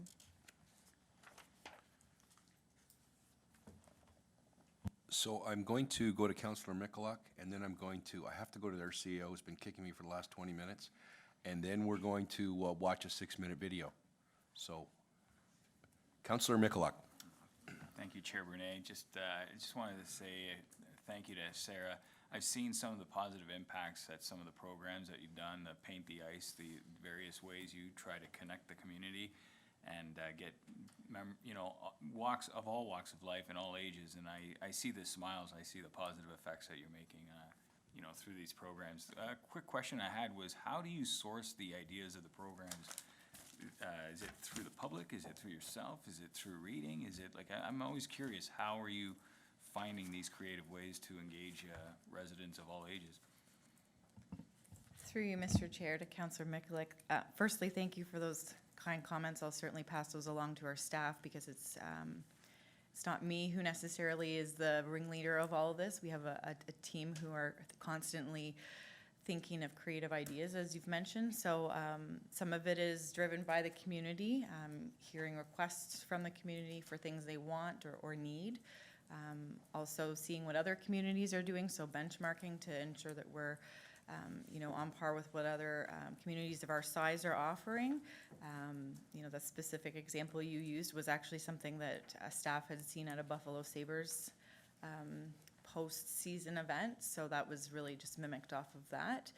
So they're constantly looking for new and innovative ideas, whether that's from a conference they attend or from another colleague in another municipality. But of course, the resident feedback is first and foremost. If we hear that there's a need that's identified, we do our best to address it and offer something that will meet that need. I appreciate it. Thank you. Mr. Kirkopoulos, thank you for your patience, and you get the last word before we watch the video. And thank you, Mr. Chairman. You're right. I have been kicking you underneath the table here, trying to get a chance to say a few things. And I was interviewed by the researcher at the University of Western Ontario yesterday. But before I tell you about that, I do want to simply say that I think this is one of the most important reports that we will put in front of council. Definitely in the 3.5 years that I've been here, and I would suggest in the rest of the tenure that I'm here, because I think it is that important in terms of how we look at all the projects we do, how we look at all the work we do. At the end of the day, it is about the community at the center of our decisions. That's what it should be about. And so applying that health lens to make sure that our community is a better community, a healthier community, is important. I also wanted to highlight that when I was interviewed by the researcher, one of the things that he said, and not prompted by the CAO, I will say, is that Lincoln is a leader in this particular area. It's a leader in Niagara for sure, and that is a testament to council. It's a testament to the previous council and this council for continuing your support of the work we're doing. So it is easy for us to bring stuff forward like this when we know we've got a council that's willing to listen to it, that's willing to assess it, that's willing to give us the support to move it forward. And of course, my thanks goes to Aaron and Sandy that are here today. Erin keeps looking at me because I know she knows I'm going to continue to ask for more support and more help from public health. And notwithstanding the fact that Lisa is going back from this kind of permanent secondment type exercise, I anticipate on having more of public health around the table versus less in various ways. And Erin just gave me the thumbs up, so I'll take that as a positive sign that relationship will continue, because I think it is important. One of the aha moments that SMT had when we received this presentation was also around that map, and it was Chief Hudson that highlighted for all of us that if we looked at where our fire dispatch and our calls are and where EMS is going, it would probably be in those same dark green areas on that map. And so, we can apply our own efforts and what we're doing to that same response and look at how do we provide recommendations, come to you when we're looking at parks and programming and those sorts of things and cater it to areas that are truly in need, notwithstanding that there are those realities of making sure that, you know, we address all parts of our community, but the parts that need it the most. So I leave you with that comment, and I thank council for your continued support. Thank you, Mike. So thank you for the presentation, thank you for your effort, and let's see the video.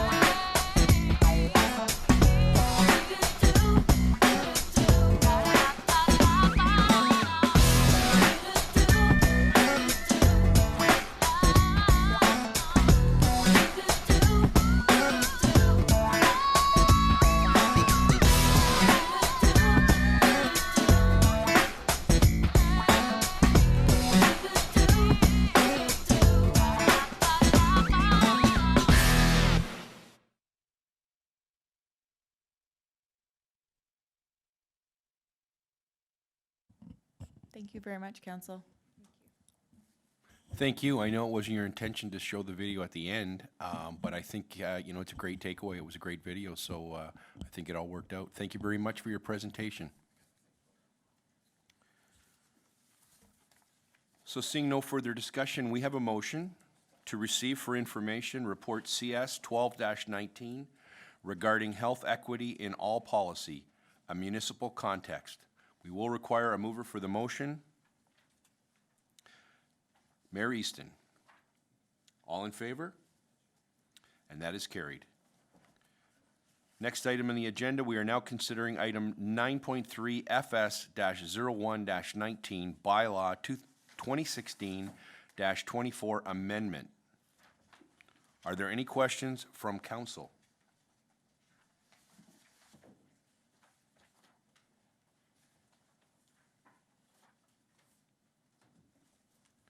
There being no further discussion, we have a motion. The motion to receive and file report FS-01-19 amendments to bylaw 2016-24. Approve and enact a revised and updated draft bylaw as outlined in Appendix A of report FS-01-19 to establish and regulate a fire department for the town of Lincoln. We will require a mover for the motion. Councillor Reimer. All in favor? Any opposed? And that is carried. Item number 10 on the agenda, confidential items. We have no confidential items this evening. Oh, yes, of course. So it was supposed to be moved up, and I forgot about that.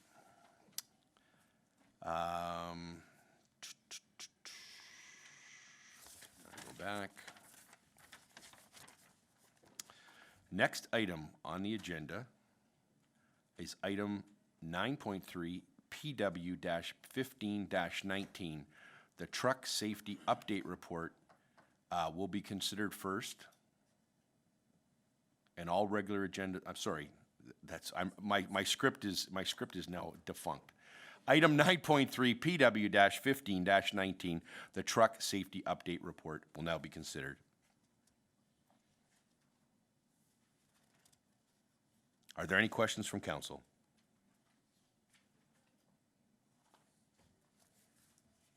Mayor Easton.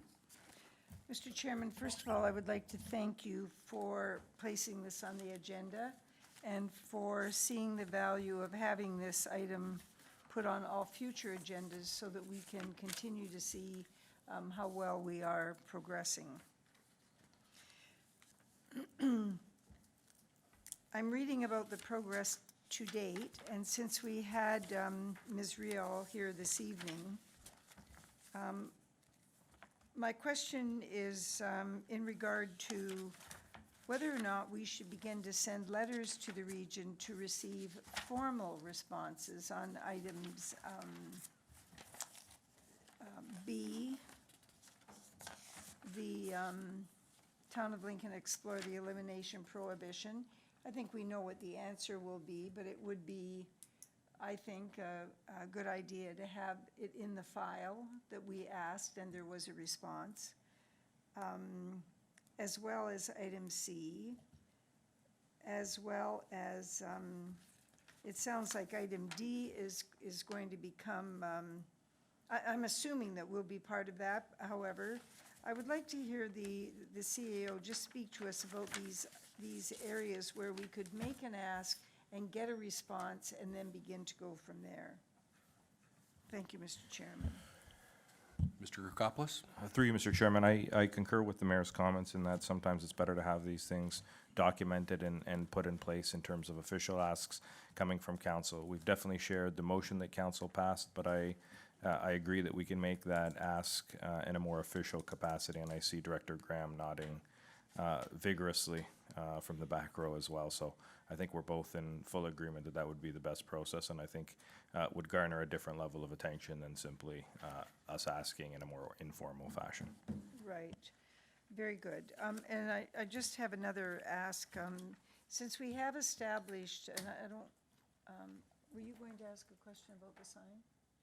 I don't want to steal your thunder. No, go ahead. Okay, the sign at the top of Mountain Street needs to be large. And that one has been up there, I think it's about a year. Is it a year since we put the big yellow sign up, or was it last summer? Anyway, it doesn't really matter. That sign needs to be at least double the size to try and, I think we're either serious or we're not, and we have to use absolutely every mechanism that we can. We're talking about public safety, so if you need a motion for that, I'm happy to provide that, but if it could be included, if it could be included in the instructions to the staff, Mr. Chairman, if you could just handle that through your Absolutely. Thank you for bringing that up. Director Graham, are you okay with the comments made and the notes that you've made, or do you need a motion? Through Mr. Chairman, no, we can take direction in that regard. And you certainly don't need direction to make a sign bigger. No, and we're committed, Director Graham and myself as chair and Deputy Chair Rinjima, this will continue to be on the agenda so we can keep it in the forefront and our residents know we mean business. So it is a process and we need to work through it. Right, but I think, we're doing Yep. all the right things, absolutely, Mr. Chairman, and thank you very much for your support, and to the CAO. So, just so that the council knows, I get calls weekly now and reports weekly, either from the region or from someone at the provincial level. We have people's attention on this, so it's a matter of time, it's a matter of money. The Bartlett Road routing, the last meeting that we had with MP Badaway was the most beneficial discussion we had ever had. He started questioning the mayors quite appropriately about what kind of economic development opportunities there would be along that route between Grimsby and West Lincoln. And what he was looking for was an indication that we had actually thought about where the sources of money were going to come from in the longer term in terms of commercial and industrial taxes. A very real point. We were so parochial about how we were viewing this, and we didn't really, we hadn't been through a process like this before, and no other member of parliament has asked those questions in the way that he did. He really took us down a much more productive road, so he's not giving up on us. He's the one who's helping us.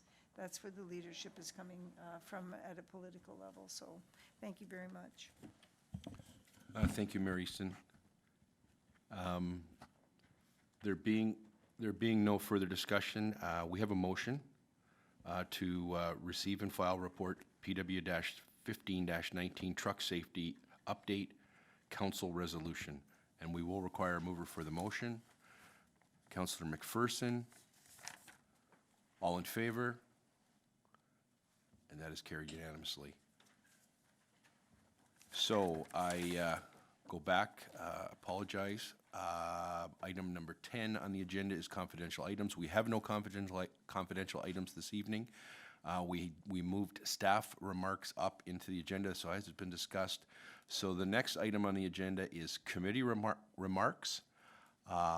Before I ask if there are committee remarks, I ask committee members to try to keep their remarks align with the discussion this evening, and if you do have a discussion on something beyond that we ask staff to come back in future with either a report or an update on what your question is. But I will open it up for comments, but I just ask you to keep that cognizant in your questions. Councillor Pachariva. Thank you, Chair Brunet, and by no means do I want to get you in trouble, or I'm looking for answers this evening, but hopefully these will come up at the next meeting. Prokich Park. We were told that it was going to start when it stopped raining, a little walk with the dogs up there, and the developer still is using it as a storage area. So going with our social determinants of health thing, you know what? It's our job to build these parks in a timely fashion. What we need to do is we need to put teeth in these things and have penalties when these people don't do what they're going to say. It's a good tie-in. Roundabout signage, got a call today from Mrs. Peternell at 5581 King Street about the grass cutting. So this is an annual thing. We cut the roundabout and we don't cut the grass in the signage. Looking for a report with respect to the Fleming Center score clock that we approved in the 2019 budget. Sidewalk trip hazards. Wi-Fi in parks, we approved that last year.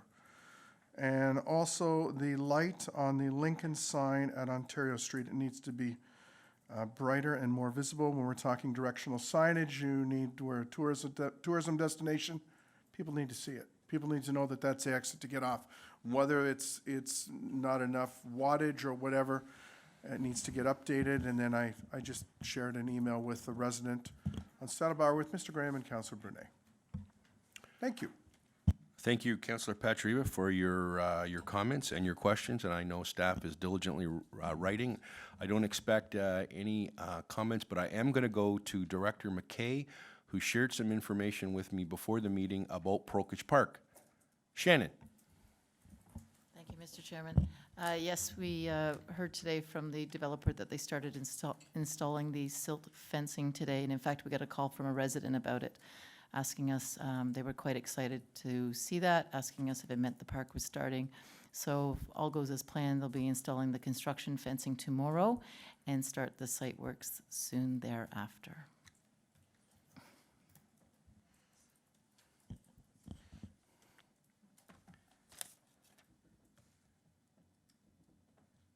Seeing no other comments, I would just ask Director Graham that if at a future CSI, that's the new CSI meeting, we could possibly have an update if, based on your workload, with regards to the two road closures, 15th Street and Frost Road, at an upcoming CSI meeting.